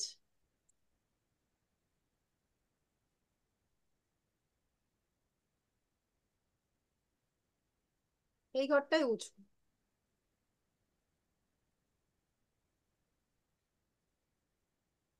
আচ্ছা, সাধারণত আমরা বৃহস্পতিকে বলতে তার যে চেহারাটা কল্পনা করি, সেই চেহারাটা কেমন, যে না একজন মোটামুটি নাতিদীর্ঘ মানুষ, মানে তার হাইট হবে 5 ফুট 6 থেকে 7-8-এর মধ্যে, 7-8ও যাবো না, 5 ফুট 6, আর একটা গোলাকৃত পেট আছে তার, মাথায় হালকা টাক, এবং মানুষটাকে দেখলে মনে হয় প্রচন্ড জ্ঞানী। সে খেতে খুব ভালোবাসে, এবং সে পড়াশুনো জ্ঞান শাস্ত্রচর্চা এইসব নিয়ে থাকতে তার পছন্দ। তো এইরকম একজন মানুষ সে সুখী কোথায় হবে? নিঃসন্দেহে যেখানে ঘর, যেখানে বেশি ছোটাছুটি করতে হয় না, বসে সে শাস্ত্র পাঠ করবে, বসে সে জ্ঞান দান করবে, বসে সে খাওয়া দাওয়া করবে। তো এই রকম যে গুণ সম্পন্ন, মানে এই যে বৃহস্পতি, তার যে নিজস্ব গুণ, আর এই যে কালপুরুষের যে 4 নম্বর ভাব অর্থাৎ গৃহের ভাব, এই যে দুজনের যে মিল, সেটা মিলে যাচ্ছে। তাই এই জন্য বৃহস্পতি ঘরে বসে বা কালপুরুষের 4 নম্বর ঘর অর্থাৎ কর্কটে এসে উচ্চস্থ হয়ে যায়, মানে এখানে সে রিল্যাক্সে ফল দেয়। সে বলে এসে পড়ো, আমি তোমাদের জ্ঞান দিচ্ছি, আমি এখানে বসে থাকি, তোমরা শোনো, আমি এখানে খুব সুখী আছি। এই মানুষটাকে যদি বলা হয় যাও ওই পেটটা নিয়ে, ওই জ্ঞান নিয়ে তুমি মকরে চলে যাও, গিয়ে এখানে কঠিন পরিশ্রম করো, যেখানে লোহা তুলতে হবে, যেখানে হাতুড়ি পিটাতে হবে, যেখানে একেবারে লো শ্রেণীর লেবারদের সঙ্গে কাজ করতে হবে, সেখানে গিয়ে এই বৃহস্পতির এই গুরু মানুষটার কি অবস্থা হবে সেটা নতুন করে বলার নেই। সে তো এখানে কিচ্ছু পারবে না, সে তো এখানে নাকানি চুবানি খাবে। এই গুরু মানুষটাকে গিয়ে যদি বলা হয় যাও একটা মস্ত লোহার হাতুড়ি দিচ্ছি, দিয়ে রড কাটো, ওই পিটিয়ে পিটিয়ে রডগুলোকে কাটো, পারবে? ছেড়ে দে মা, কাকে কেঁদে বাঁচি অবস্থা। তাই জন্য একেবারেই মানে মানুষের মতন করে যদি আমরা ভাবি, তো সেই জন্য এই কর্মের ঘরে গিয়ে বৃহস্পতি সে নিচস্থ হয়ে যায়, কারণ সে এই কর্ম মোটেই এই রকম কষ্টের কর্ম, মানে মকরের ঘর থেকে যে কর্মটা আমরা দেখি সেটা হচ্ছে কায়িক পরিশ্রমের ঘর। প্রত্যেকটা ঘরের থেকেই আমরা কর্মবিচার করতে পারবো, করবো, সেটা পরে করবো যখন আমরা কর্ম নিয়ে পড়াশোনা করব। এই প্রত্যেকটা ঘরই কিছু না কিছু কর্মকে নির্দেশ করে, কিন্তু মকর হচ্ছে সেই কর্ম যে কর্মটাকে বলা হয় যে একটু নিচু শ্রেণীর, লেবার শ্রেণীর মানুষ যারা, তারা যে কর্মগুলো করে, মানে যেখানে প্রচন্ড কষ্টের সঙ্গে ইনকাম করতে হয়, এমন কাজ যেখানে মাথার ঘাম পায়ে ফেলে ইনকাম করতে হয়, সেই ধরনের কাজকে নির্দেশ করে হচ্ছে মকর, যেটা করতে প্রচুর পরিমাণে এনার্জির দরকার, এবং সেই এনার্জিটা আছে মঙ্গলে, সেই এনার্জি কোনো রকম ভাবেই বৃহস্পতির নেই। বৃহস্পতির পক্ষে এই এনার্জিটা আর্ন করা সম্ভবই নয়। তার জন্য বৃহস্পতি এখানে গিয়ে সে ফলদানে অক্ষম হয়ে যায়, মানে কিছুটা কাজ করার পরে সে হাঁপিয়ে পড়বে, সে আর কাজ করতেই পারবে না। তার জন্য এখানে গিয়ে সে নিচস্থ হয়ে যায়। ক্লিয়ার? হুম। হুম। বেশ, এবার চলে আসি আমরা শুক্র। হুম। শুক্রটা আমরা এই ঘরে জানি উচ্চস্থ। হুম।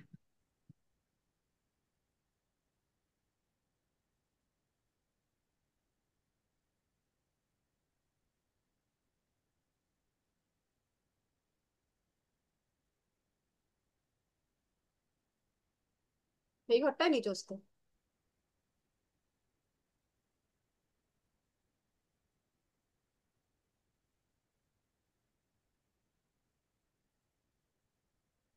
এবার শুক্র হচ্ছে, আমরা জানি শুক্রের কারকত্ব কি, সে হচ্ছে সম্পদের কারক, সে হচ্ছে প্রেমের কারক, সে হচ্ছে আহ মা লক্ষ্মী তার লর্ড, এই যে সে কবিতার কারক, সে হচ্ছে বসে বসে সাহিত্য চর্চা করবে, গান বাজনা করবে, এই সমস্ত হচ্ছে শুক্রের কাজ। অথচ আমরা এইমাত্র কি জানলাম, যে এই ঘরটা হচ্ছে ষড়রিপুর কাজ, ষড়রিপুর ঘর, এবং হচ্ছে হিসেবে যত রকম হিসেবের ঘর সেটা হচ্ছে এই ঘর থেকে বিচার করা হয়। তাহলে এমন একজন মানুষ, শুক্র বলতে আমরা ওই মানুষটাকে কল্পনা করে নিই যে হচ্ছে এমন একজন পুরুষ বা এমন একজন মহিলা, তাকে আমরা কল্পনা করে নিই যে হচ্ছে সেতার বাজায়, সে সকাল বিকাল উঠে সে গানের রেওয়াজ করে, সে গান বাজনা সাহিত্য চর্চা এসব নিয়ে থাকতে ভালোবাসে, সে একটা টোটালি সুন্দরের প্রতীক। সেই মানুষটাকে যদি আমি গিয়ে বলি অ্যাকাউন্টেন্সির খাতা হিসাব করো, সেটা কি তার দ্বারা হবে? হবে হুম। না। সেই মানুষটা ওইটা দেখলেই পালাবে, বলবে আমার রক্ষে করো, আমার দরকার নেই। আবার সঙ্গে কি এই ঘরটা হচ্ছে হিসেব, তো গেল, আর হচ্ছে ষড়রিপু। ষড়রিপু মানেই হচ্ছে সেখানে ক্রোধ, ষড়রিপু মানেই হচ্ছে সেখানে হিংসা। অথচ এই যে যে মানুষটাকে আমরা কল্পনা করলাম একটু আগে, যে শরৎ হাতে একজন মানুষ, সেই মানুষটা কিন্তু একেবারেই এই যে ক্রোধ, মানে উত্তপ্ত ক্রোধ, যেটা আমরা মঙ্গলের ক্ষেত্রে দেখি, যে হাটে বাজারে গেলে দেখতে পারবেন যে কিছু কিছু মানুষ আছে, একটু মাছ কিনতে গেল বা একটু সবজি কিনতে গেল, ওই যে আহ, দোকানদার তার সঙ্গে একটু হয়তো উচ্চ নিচু হলো, সে একেবারে রেগে মেগে চিৎকার চেঁচামেচি করে যাচ্ছে তাই তোমায় দেখে নেবো, ফাটিয়ে দেবো, চুটিয়ে দেবো। এই যে ক্যারেক্টারটা, এটা হচ্ছে মঙ্গলের ক্যারেক্টার। তো সেই যে রূপটা, সেটা কি আমরা শুক্রকে দিয়ে কখনোই কল্পনা করতে পারি? সেই রাগ, সেই দেশ, সেই হিংসা, এগুলোর থেকে কিন্তু অনেক দূরে, একেবারেই দূরে। তো সেই ভাবগুলো কিন্তু আমরা বিচার করি হচ্ছে এই কন্যার থেকে। সেই কারণে এই যে একেবারেই বিরোধী ধর্মের একটা একেবারে আমার বিরোধী সত্তার, আমি যে মানুষটা, আমাকে যে বসিয়ে দিয়ে দেওয়া হয়েছে যে জায়গাটাতে, সেকেবারে একেবারেই আমার উল্টো সত্তা, আমি কি করে সেখানে কাজ দেবো? আমি সেখানে, আমাকে এখানে গিয়ে বলেছে যে যাও একটা মেঘমল্লার রাগ বাজিয়ে আসো। আর সে আমি শরৎ ধরতে যাব এমন সময় দেখছি পাশে একেবারে সেই বাড়ির লোকজনও, মানে লোকজনগুলো তারা তারও স্বরে কাই কাই করে ঝগড়া শুরু করে দিয়েছে। আমি কি মেঘমল্লার বাজাবো? আমি তো সাই কনসেন্ট্রেট করতে পারবো না, সা কেমন পা হয়ে যাবে, তাই নয়? ঠিক সেই রকম ভাবেই শুক্র এখানটায় তার যে ফল, সম্পূর্ণ ফলটা সে দিতে পারে না, কারণ একেবারেই তার সমসত্তার নয়। এবার এই দিকটায় আসি। এইটা হচ্ছে মীন রাশিতে, মীন রাশিতে সে হচ্ছে উচ্চস্থ। এর প্রথম একটা কারণ হচ্ছে আমরা শুক্রকে যখন যেখানে যেখানে ভালো ফল দিতে দেখব সেটা হচ্ছে জলরাশি। জলরাশিতে শুক্র হচ্ছে ভালো ফল দিয়ে থাকে। সেই যতগুলো জলরাশি আছে সেখানে শুক্র ভালো ফল দিয়ে থাকে। তার মধ্যে সর্বোচ্চ ফল দিতে সে সমর্থ হয় হচ্ছে এই ঘরটাতে, অর্থাৎ মিন। মিন থেকে আমরা জানি সমুদ্রের বিচার করি, তো যেখানে বিপুল জলরাশি, যেখানে জলের কোনো শেষ নেই, অথই জলরাশি, সেই জলে শুক্র ভালো ফল দিতে পারে। আর কি, শুক্র হচ্ছে ভোগের কারক। তো ভোগ, ভোগটাকে যদি আমরা একদম সাধারণ বাংলাতেই বলি, প্রেমের যে ভোগ, যে কোনো প্রেম দুই প্রকার হয়। একটা হচ্ছে সকাম প্রেম, আর একটা হচ্ছে নিষ্কাম প্রেম। শুক্রের যে প্রেমটা সেটা হচ্ছে সকাম প্রেম, নিষ্কাম প্রেম কিন্তু বৃহস্পতি দেয়। তো শুক্রের যে প্রেম যখন সে করবে, সেই যে কোনো প্রেমের সম্পর্কে যখন সেটা সকাম প্রেম হবে, তাহলে সেই সকাম প্রেমের পরবর্তী মানে একেবারে শেষ পর্যায়ে হচ্ছে দৈহিক মিলন। এই দৈহিক মিলনের সর্বোচ্চ সুখ, অর্থাৎ শয্যা সুখ, সেটা কিন্তু এই ঘর থেকেই পাওনা হয়। অর্থাৎ শুক্র তার ভোগের যে আলটিমেট পর্যায়টা সে দিতে পারে, পৌঁছাতে পারে, সেটা পৌঁছাতে পারবে একমাত্র এই ঘরে, আর কোনো ঘরে নয়। তো সেই যে চরম সুখের বিষয়টা, চরম যে প্রাপ্তির বিষয়টা, শুক্র কিন্তু এই ঘর থেকেই দিয়ে থাকে। এছাড়া হচ্ছে, এটা যদি পার্টনারের, আমরা যদি এই একটা মেষ লগ্নের চার্ট ভাবি, তাহলে এইটা হচ্ছে 6 নম্বর ঘর। 6 নম্বর ঘরের রিপু, 6 নম্বর ঘর থেকে আমরা রিপুর বিচার করি। আমার যে পার্টনার, এই যে সাত, সাতের যে রিপু, সেই রিপুও বিচার করা হয় কোথায়? এখান থেকে যদি আমরা 6 নম্বর ঘর ধরি, 1 2 3 4 5 6, এই ঘরটা, এইখানটায় গিয়ে পার্টনারের গিয়ে হচ্ছে যে রিপু হয়, সেই রিপু যখন, মানে যে কোনো রিপু, আমরা প্রেম বলতে বুঝি হচ্ছে সমর্পণ। তো সমর্পণ কখন সম্ভব? যখন আপনার মধ্যেকার যে রিপু আছে, ধরুন আপনার যে পার্টনার, তার সঙ্গে আপনি প্রতিদিন ষড়রিপুর একটা, সেটা হচ্ছে ক্রোধ, অর্থাৎ ঝগড়া করা, সেটা আপনি প্রত্যেক দিন করছেন, তাহলে কি আপনাদের মধ্যে সমর্পণের সম্পর্কটা আর থাকবে? থাকবে না, সেটা ধীরে ধীরে নষ্ট হবে।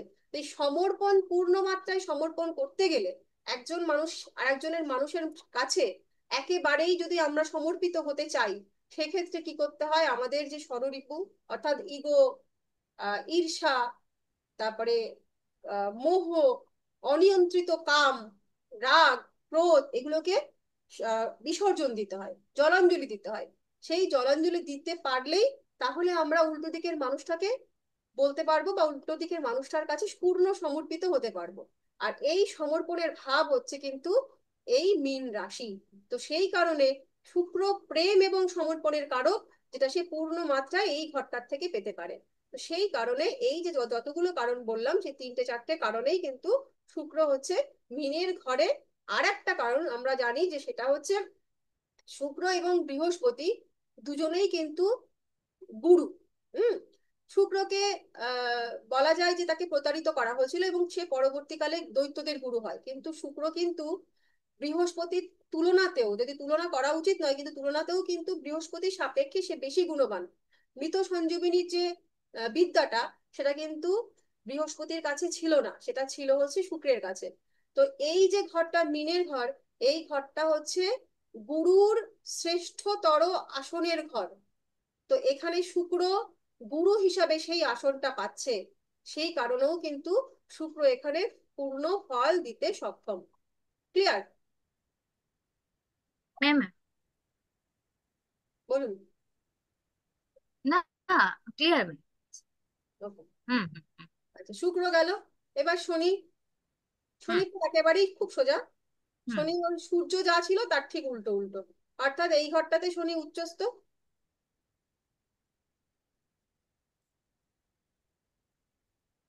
এই সববার কি উত্তর আমাকে তনুশ্রী দিচ্ছে? এম, আর তো কেউ কিছু হুম হা না করছে না। না, আছে সবাই, পায়েও আছে, সবাই আছে। আছে আছে ম্যাম, আছে শুনছি। আছে, সবাই আছে। আমি কাউকে দেখতে পাচ্ছি না ডিস্টার্ব বলে। হয়ে যায় তো, বেশি কথা হলে আপনার ভয়েসটা লাস্টে শোনা যায় না। হ্যাঁ, আর আমার না আজকে শরীরটা ভালো না, তো আমার একদম চেঁচাতে পারছি না, গলায় ব্যথাও করছে। আচ্ছা, এখানটায় হচ্ছে সান, সে উচ্চ, এই স্যাটার্ন এখানটায় উচ্চ। শীতল জায়গায় শনি উচ্চ। হ্যাঁ।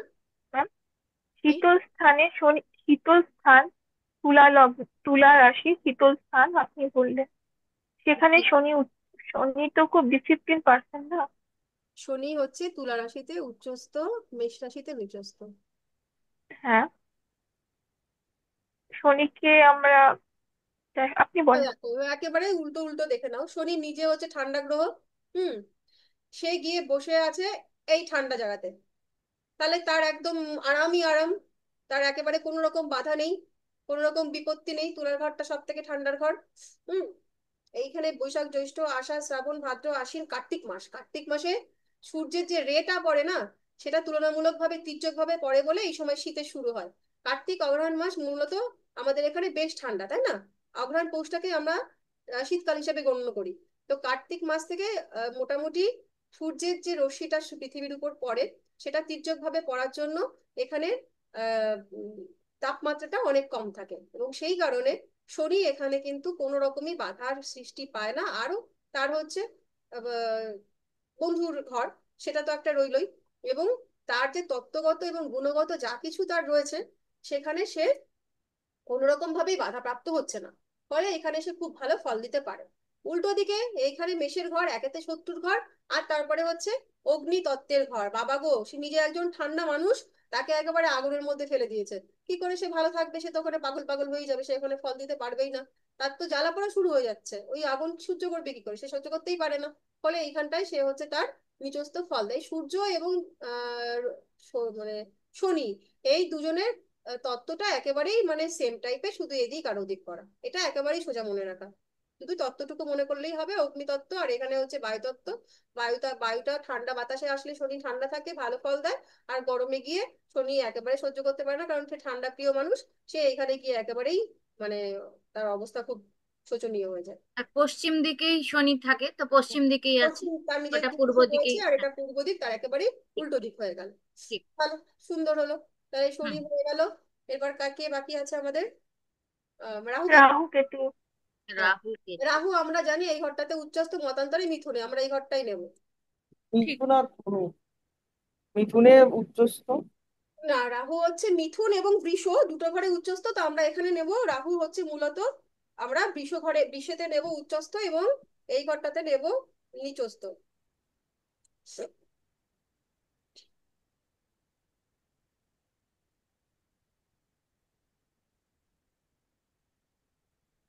কালারটা মনে হয় ইয়ে হয়ে হয়ে গেছে ওটা অন্যরকম হয়ে রাহুল। যাচ্ছে। হ্যাঁ, তোমরা একটুখানি অ্যাডজাস্ট করে হ্যাঁ নাও। হ্যাঁ, ঠিক আছে ঠিক আছে। হ্যাঁ। তো এবার ওই আহ এখানটায় বৃষ রাশি, বৃষ রাশি থেকে আমরা মূলত কি বিচার করি? যে আমরা কালপুরুষের মুখমণ্ডলটা বিচার করে থাকি। তো রাহু, সে হচ্ছে ঊর্ধ্বাংশ, তার তো হাত পা নেই, তার শুধু মুখটা আছে। এবং সে হচ্ছে বিভিন্ন মানে সে এমন একজন জিনিস, একটা দৈত্য, একটা রাক্ষস, যে তার একটা হাঁ করা মুখ আছে। এবং সেই মুখটায় কোনো দিনও তৃপ্ত হয় না, কোনো দিনই তার খিদে মেটে না, কারণ সে যাই খায় না কেন তার গলা দিয়ে বেরিয়ে চলে যায়। আর এই বৃষ রাশি থেকে আমরা কালপুরুষের মুখ এবং খাদ্য, এই দুটোরই বিচার করি। খাওয়া মনে আছে তো? হুম হুম। হুম।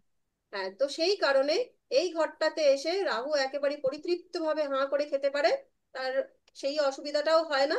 এবং সে তার যত রকম মানে মিত্র গ্রহ গ্রহ এই শুক্র হচ্ছে তার সাপেক্ষে, তো সেই ক্ষেত্রে সে কিন্তু ফলদানে পূর্ণ সমর্থ। উল্টো দিকে এই ঘরটাতে একেবারে মঙ্গলের ঘর, মঙ্গলের কাছে গিয়ে রাহু একেবারে সুবিধা করতে পারে না।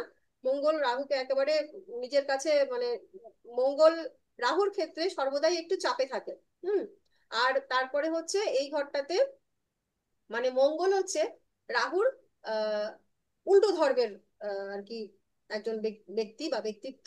আর এই ঘরটাতে হচ্ছে সে যে পরিবেশটা পছন্দ করে, এই পরিবেশটা তার একেবারেই উল্টো। আমরা এখানটায় জানি যে নর্দমা, একদম পুরো বাড়ি, বা একেবারে যেটা উম, জঘন্য একটা জায়গা, সেই জায়গাটাতে হচ্ছে এটা এইখানটায় সেই কারণে উচ্চস্থ হয়ে যায়। এখানে আমি একবারে বলে দিচ্ছি, এখানে একবারে উচ্চস্থ হয়ে যায় হচ্ছে কেতু।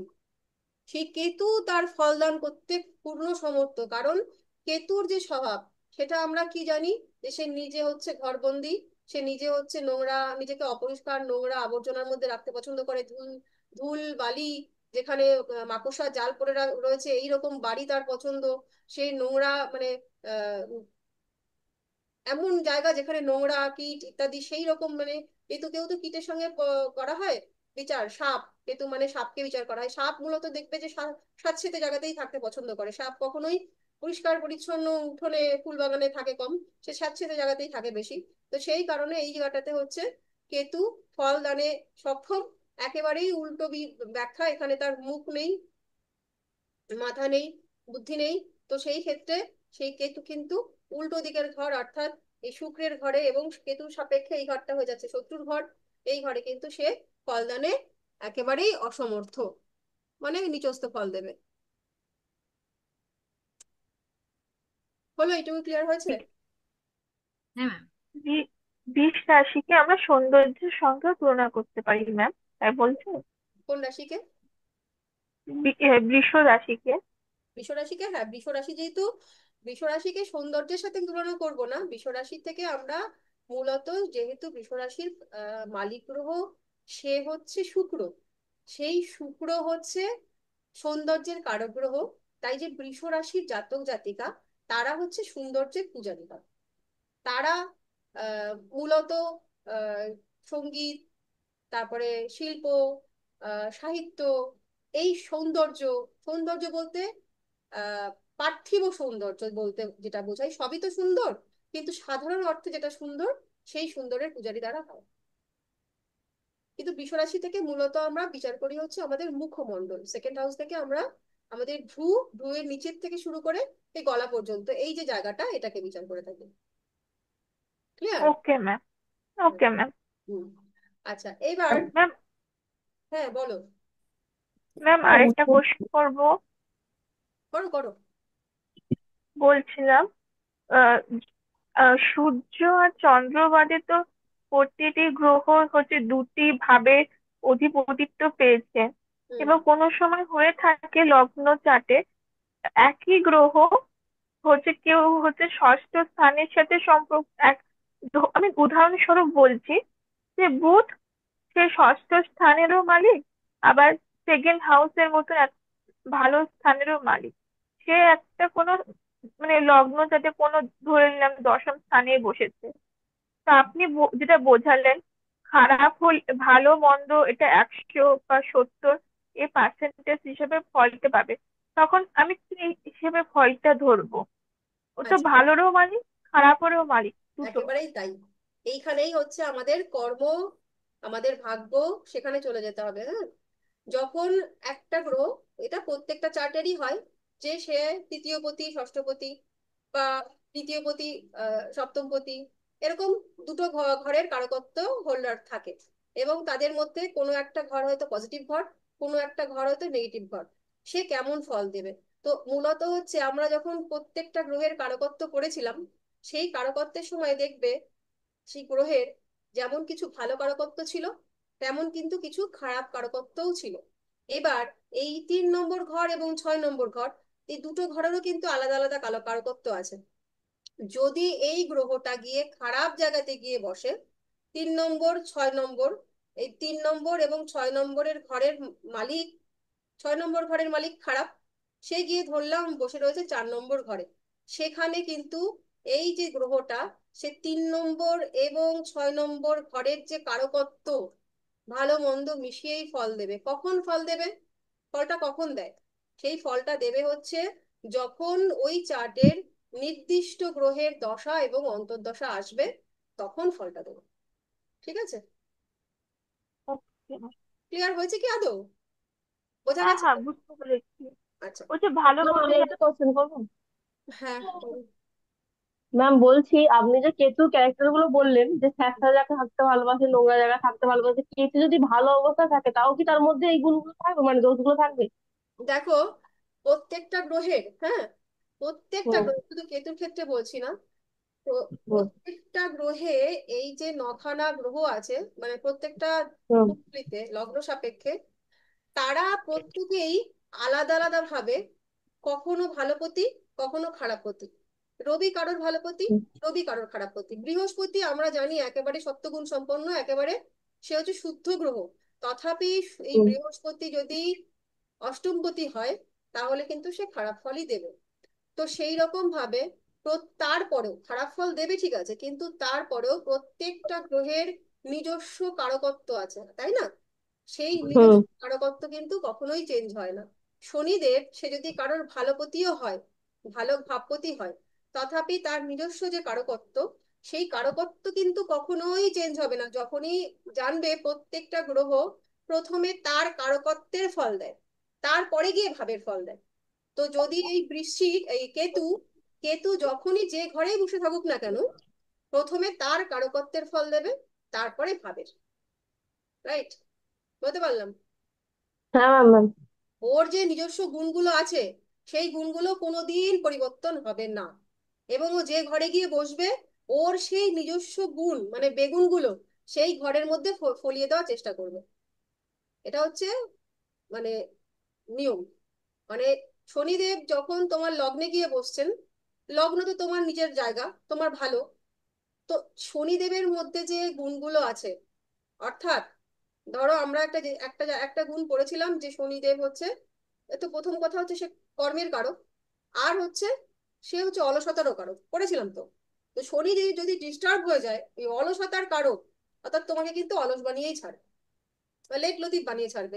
এমন একজন মানুষ যা আমরা রাস্তাঘাটে প্রায়শই দেখতে পাই, একটা প্ল্যান হয়েছে 10টা 10-এর ট্রেন, সবাই 10টা 5-এ গিয়ে পৌঁছে গেছে, একজন মানুষ 10টা 9-এ হাঁপাতে হাঁপাতে হাঁপাতে হাঁপাতে দৌড়াচ্ছে, ওরে বাবা একটুর জন্য আমি ট্রেনটা পেলাম।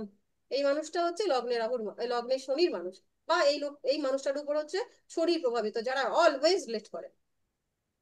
তো যে কোনো গ্রহের নিজস্ব যে কারকত্ব সেইগুলো কখনো চেঞ্জ হবে না, চাহে যে লগ্নপতি যাই হোক, ভাবপতি যাই হোক, বা যে বাধাই বসুক, আগে কারকত্ব দেবে নিজের, তারপরে ভাবে।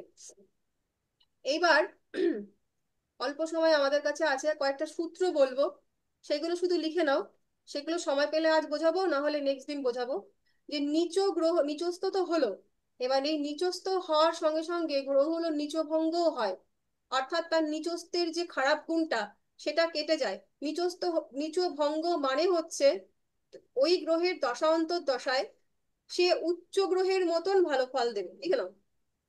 নিচভঙ্গ হওয়ার অর্থ সেই গ্রহ তার দশা অন্তর্দশায় উচ্চস্থের মতো ভালো ফল দেবে। একটা গ্রহ আমরা একটা চার্টে দেখে নিলাম যে একটা গ্রহ সে নিচস্থ হয়েছে, ওখানে থামলে হবে না।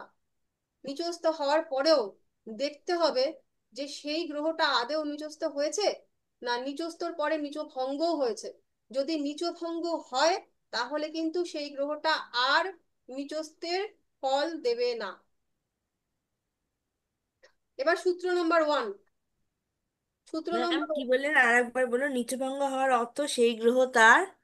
যদি নিচভঙ্গ কোনো গ্রহ হয়ে যায় তাহলে তার দশা অন্তর্দশায় ওই গ্রহ মানে নিচভঙ্গ যে গ্রহ সে হচ্ছে উচ্চস্থের মতন ফল দেবে, মানে খুব ভালো ফল দেবে, খারাপ ফলটা আর দেবে না।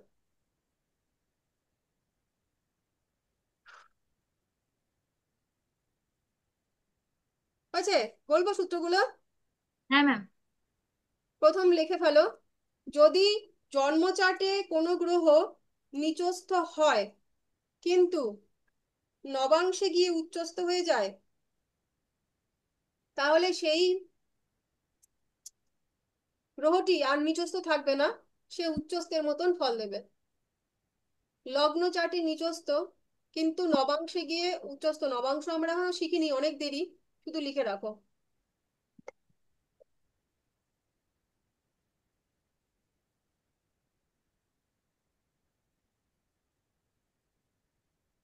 রুল নাম্বার 2, কোনো গ্রহ যে রাশিতে নিচস্থ হচ্ছে সেই রাশির যে অধিপতি সে যদি তার সঙ্গে সম্পর্ক করে, অর্থাৎ সহাবস্থান বা দৃষ্টি, তাহলে নিচভঙ্গ হয়। মানে একটুখানি বুঝিয়ে দিই শর্ট করে। যেমন এইখানে শুক্র নিচস্থ হচ্ছে তো বুধের ঘরে, এই কন্যার ঘরে, এখানে শুক্র, এখানটায় শুক্র নিচস্থ হয়ে যাচ্ছে।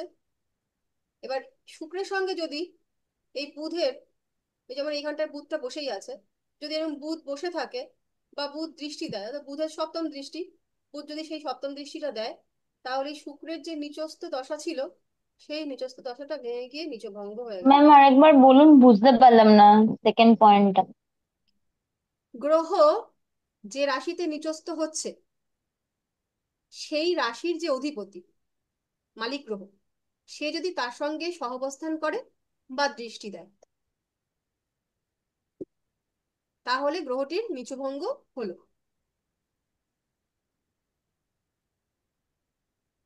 ক্লিয়ার? হুম। এইবার পরের সূত্রটা লিখুন। যে গ্রহ, মানে যেখানে নিচস্থ হচ্ছে সেইখানে যে গ্রহ উচ্চস্থ হয়, ঠিক এই জায়গাটা দেখুন, এইখানটাতে মিনের ঘরে বুধ তো নিচস্থ হয়ে যায়, আর সেখানে উচ্চস্থ কে হয়? সেখানে শুক্র উচ্চস্থ হয়। দেখুন এখানে বুধের সঙ্গে শুক্র সহাবস্থান করছে, বসে আছে। তাহলে যে ঘরে কোনো গ্রহ নিচস্থ হয় সেই ঘরে যে গ্রহটি উচ্চস্থ হয় তার সঙ্গে যদি সম্পর্ক তৈরি হয় বা দৃষ্টি বিনিময় হয়, তাহলে নিচভঙ্গ হলো।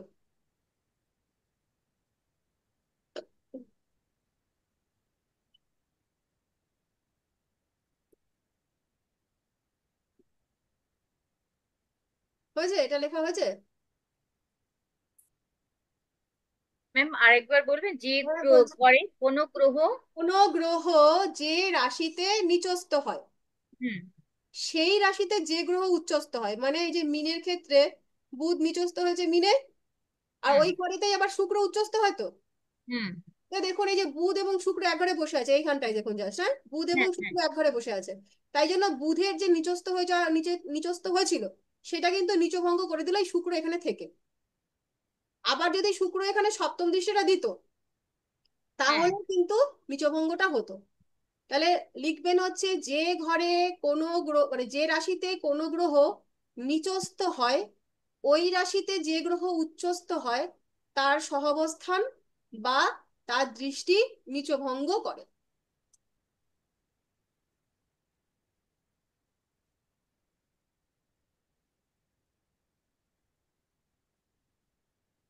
ম্যাম একটা কথা জিজ্ঞাসা করছি।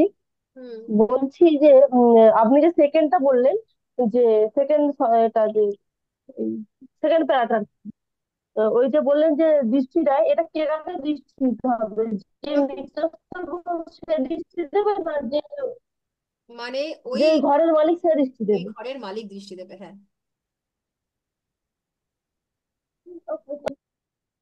আচ্ছা, তারপরে এই বুধ শুক্রতে আটকে থাকি, এক্সাম্পলটা সুবিধা হবে বুঝতে। যে ঘরে এখানে শুক্র নিচস্থ হচ্ছে, যে ঘরে কোনো, মানে যে রাশিতে কোনো গ্রহ নিচস্থ হয় তার অধিপতি ওই বুধ যদি শুক্র সাপেক্ষে কেন্দ্রে বা কোণে অবস্থান করে, তাহলেও নিচভঙ্গ হয়।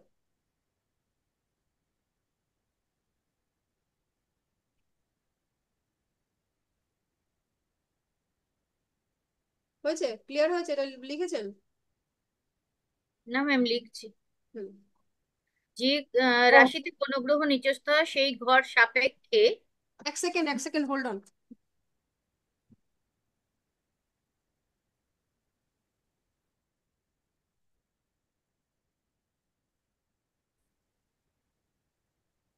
হ্যাঁ, কি বলছিলাম যেন?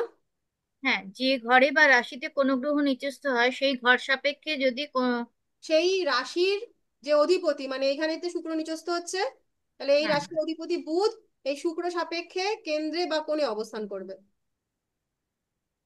হুম। তাহলে নিচভঙ্গ হবে।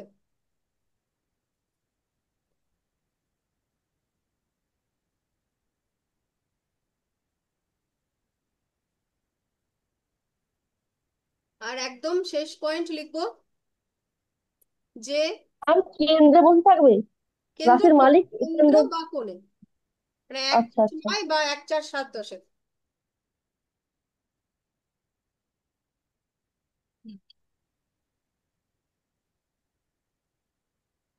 এই চারটা, এই আজকের ক্লাসটা সুন্দর করে একটু নোট বানিয়ে লিখে দেবেন তো। এটা একটা গুরুত্বপূর্ণ ক্লাস গেল, অনেকগুলো সূত্র আমাদের এটা কাজে তো ভীষণ লাগবে, সবার কাজে লাগবে। পায়েল প্রত্যেকবার লেখে, তনুশ্রী পড়া দেয়, আর বাকিরা কেউ কিচ্ছু করে না, আমার খুব দুঃখ হয়, মাথায় দুঃখ উঠে যায়।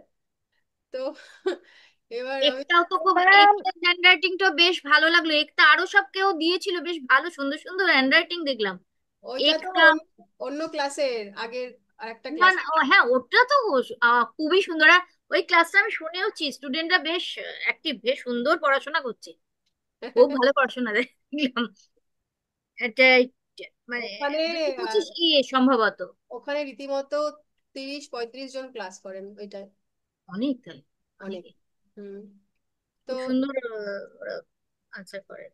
এখানে একটা আরো সব দিয়েছিল দেখলাম, হ্যান্ড রাইটিং বেশ সুন্দর দেখলাম, সুন্দর করে গুছিয়ে গুছিয়ে হ্যাঁ, দিচ্ছে। একটাও আগের দিন সুন্দর হ্যাঁ করেছে, খুব একটা ভালো। আরো আরো কেউ দিয়েছিল, মনে নেই নামগুলো, মনে পড়ছে না। ভালো দিয়েছিল, বেশ সুন্দর সুন্দর। বেশ, এইটাই তো সকলের কাছ থেকে আশাটা করা। আপনারা ভবিষ্যতে সবাই একদিন খুব বড় মাপে জ্যোতিষী হয়ে যাবেন, কিন্তু তার আগে এই যে নিজেকে জ্যোতিষী হিসাবে প্রমাণ করা, প্রচার করা। একটা খুব ভালো কথা বলে রাখি, যে আমরা এই যে অষ্টমের কাজ করি, অষ্টম পড়ি, হুম এই যে জ্যোতিষ শাস্ত্র, এটা তো অষ্টমের শাস্ত্র। তো হুম আমরা না প্রত্যেকেই হচ্ছে, এই যারা যারা পড়াশোনা করছি এখানে, তারা হুম আমরা প্রত্যেকেই কিন্তু অষ্টম ঘরের রেমিডি করছি, প্রত্যেকেই। যখন যখন আমরা জ্যোতিষ শাস্ত্রটাকে নিয়ে পড়ছি, হুম শুনছি, তাকে নিয়ে কাজ করছি, তখন হুম তখন আমাদের ব্যক্তিক চার্টের, আমার আপনার আমাদের প্রত্যেকের অষ্টম হাউসের রেমিডিটা কিন্তু হয়ে যাচ্ছে। তো যারা সত্যি হুম। সত্যি অ্যাক্টিভলি কাজটা করছেন, শুধু শুনে, আজকে শুনে রাখলেন, ক্লাস করলেন, এবং 1 সপ্তাহের মধ্যে আপনাদের আর সময় হলো না, আবার কালকে ক্লাস আছে, ম্যাডাম পড়া ধরবে, তাহলে আজকে রাত্রে একটু করে দেখে নিই, এই যে মানুষটি, তার মাঝখানে 6 দিন কিন্তু অষ্টমের কোনো ট্রিটমেন্ট হলো না। কিন্তু যে সত্যি প্রত্যেকদিন একটু একটু একটু করে এর সঙ্গে যুক্ত থাকেন, তার কিন্তু প্রতিদিনই অষ্টম হাউসের ট্রিটমেন্টটা হয়। হুম। একদমই একদমই। তো যাই হোক, আর একটা কথা বলে রাখবো, 6 মাস অলরেডি হতে গেল, আমাদের এইটাই জুন মাসটা শেষ মাস প্রথম সেমিস্টারের, আমরা হ্যাঁ তারপরে পরীক্ষা দেব। তো হ্যাঁ আপনাদের সকলকেই বলবো, যেটুকু শিখেছেন এনাফ শিখেছেন, সত্যি বলছি, আমার এইটুকু শিখতে 4 বছর 5 বছর লেগেছিল, শুধু এইটুকু শিখতে। হ্যাঁ।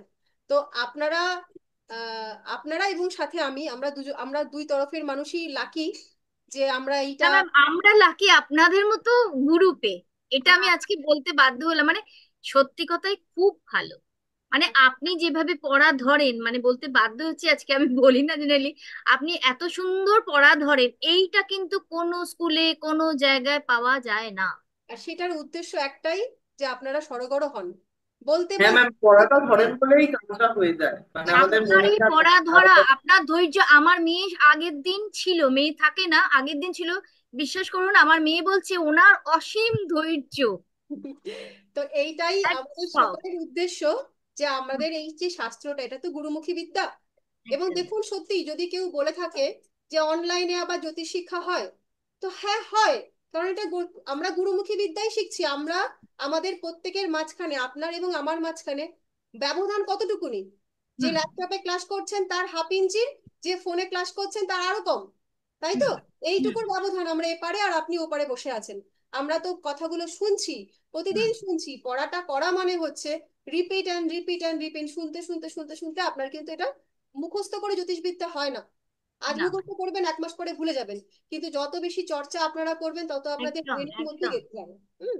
তো সেই কারণে, আর যেটা আমি আরেকটা বলছিলাম, যে 6 মাস যেহেতু আপনাদের হয়ে গেছে পড়াশুনোটা, হুম এইবার আপনারা সগৌরবে বলুন আপনারা জ্যোতিষ, আপনারা জ্যোতিষ, প্রত্যেকেই জ্যোতিষী হয়ে গেছেন, একেবারেই হয়ে গেছেন।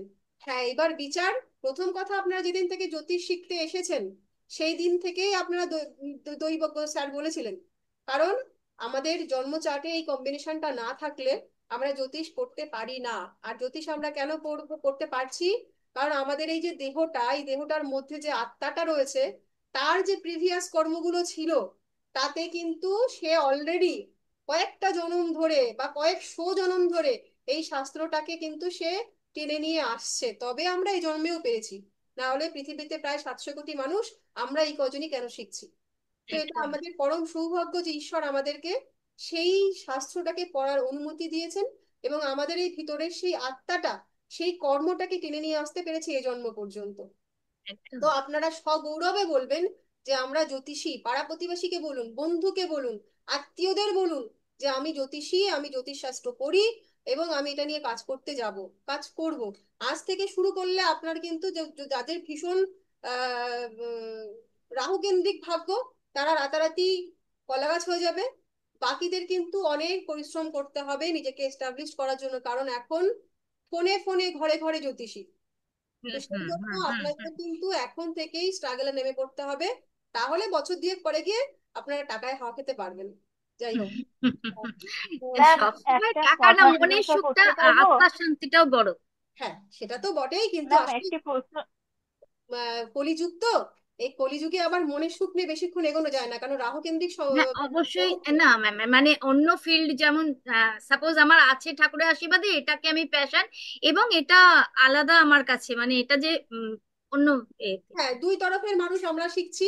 একজন যারা হচ্ছে সব মানে নিজের আত্মার শান্তির জন্য, আর একজন যারা সত্যি সত্যি আমরা চাই এটাকে জীবিকা করার জন্য। দুই তরফের মানুষই নিজেকে হুম। প্রচার করুন যে আমরা জ্যোতিষী। হ্যাঁ, আরেকজন কে বলছিলেন বলুন। আচ্ছা, আমি ম্যাম, লাস্ট। হ্যাঁ, বলো বলো। ঠিক আছে, আপনি। ম্যামের লাস্টের, হ্যাঁ ম্যাম। লাস্টটা ভুলে যাব কথা প্রসঙ্গে। হ্যাঁ, সেটা হচ্ছে, ম্যাম, নাম্বার আপনি 5। ক্লাস করিয়ে নেন। হুম, হ্যাঁ, সেটা নাম্বার হচ্ছে 5। এই যে কোনো গ্রহ যে রাশিতে নিচস্থ হয়, তার যে অধিপতি, সে যদি স্থান পরিবর্তন করে সেই রাশির সঙ্গে, সেই গ্রহের সঙ্গে, অর্থাৎ শুক্র এইখানে নিচস্থ হচ্ছে, আর এই রাশির অধিপতি বুধ, সে যদি শুক্রের জায়গায় গিয়ে বসে, এইখানে বসে বা এইখানে বসে, তাহলেও নিজভঙ্গ যোগ হয়।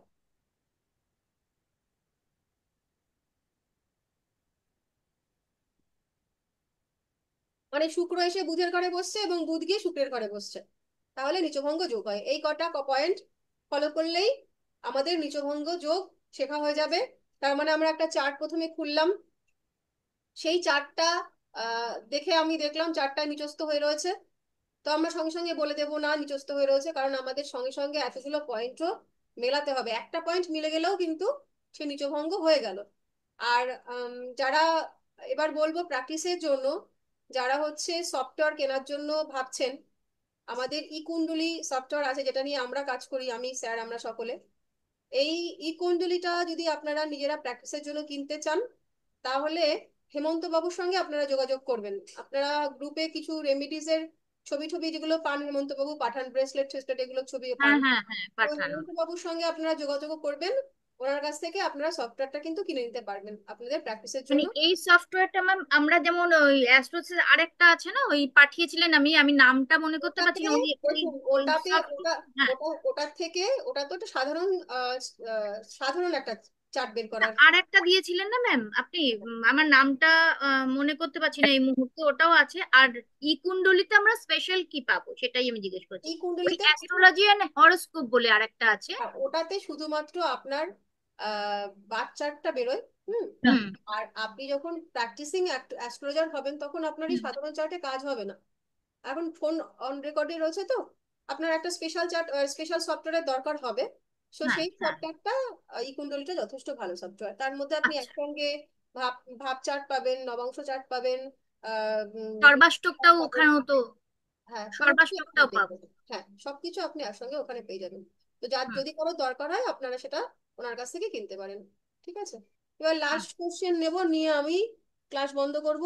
অলরেডি 9:45 বাজতে গেল। কে কি বলছিল বলো। ম্যাম, আমি বলছিলাম, মানে এটা মানে আপনি তো জ্যোতিষ শাস্ত্রী আমরা হয়ে গেছিল বললেন, না আমার একটা কোশ্চেন ছিল কোনো কিছু ঘটবার আগে স্বপ্নে সেটাকে দেখতে পাওয়া, তারপরে হুবহু সেটা মিলে যাওয়া, এটা কি কোনোভাবে লিঙ্ক থাকে? একেবারেই তাই। এটা তো কোনোভাবে কিছু ঘটার আগে আমরা যেটাকে টের পাই, স্বপ্নে দেখি বা ফিল করতে পারি, এটা তুমি বলবে এই কারকত্বটা কার, কে কেতু। করে এগুলো? আহ কেতু। একদম। আর Ketu intuition power, intuition. Tuition power Ketu, এবং কেতুর যদি সুপ্রভাব না থাকে, কেতুর যদি আশীর্বাদ না থাকে, তাহলে ভালো অ্যাস্ট্রোলজার হওয়া যায় না। যায় না, একদমই তাই, হওয়া এবং যায় না। আমাদের প্রত্যেকের চার্টে সেই কেতুর প্রভাব আছে, সেটা নিয়ে যখন আমরা পার্সোনাল চার্ট, যখন আমাদের ওয়ার্কশপ গুলো হবে, তখন আমরা ব্যক্তিগত চার্ট আলোচনা করব, তখন সব দেখতে পাবে। ঠিক আছে, তাহলে এবার আমরা এই পর্যন্ত আজকের মতন। শুভরাত্রি। একটা প্রশ্ন ছিল ম্যাডাম। ভালো থাকবেন ম্যাম, আচ্ছা, আপনি ম্যাডাম সাবধানে প্রশ্ন থাকবেন। নেবো না এবার, প্রশ্ন আপনার গ্রুপে দিন 9:45 প্লিজ। হ্যাঁ, না না, ঠিক আছে ম্যাম, আপনি সাবধানে থাকবেন ম্যাম, শুভরাত্রি। আপনি শুভরাত্রি, সবাই খুব ভালো থাকুন। শুভরাত্রি ম্যাম। শুভরাত্রি ম্যাডাম। প্রশ্ন যা আছে এবার গ্রুপে দিন, আমি আরামসে উত্তর দিচ্ছি। হুম।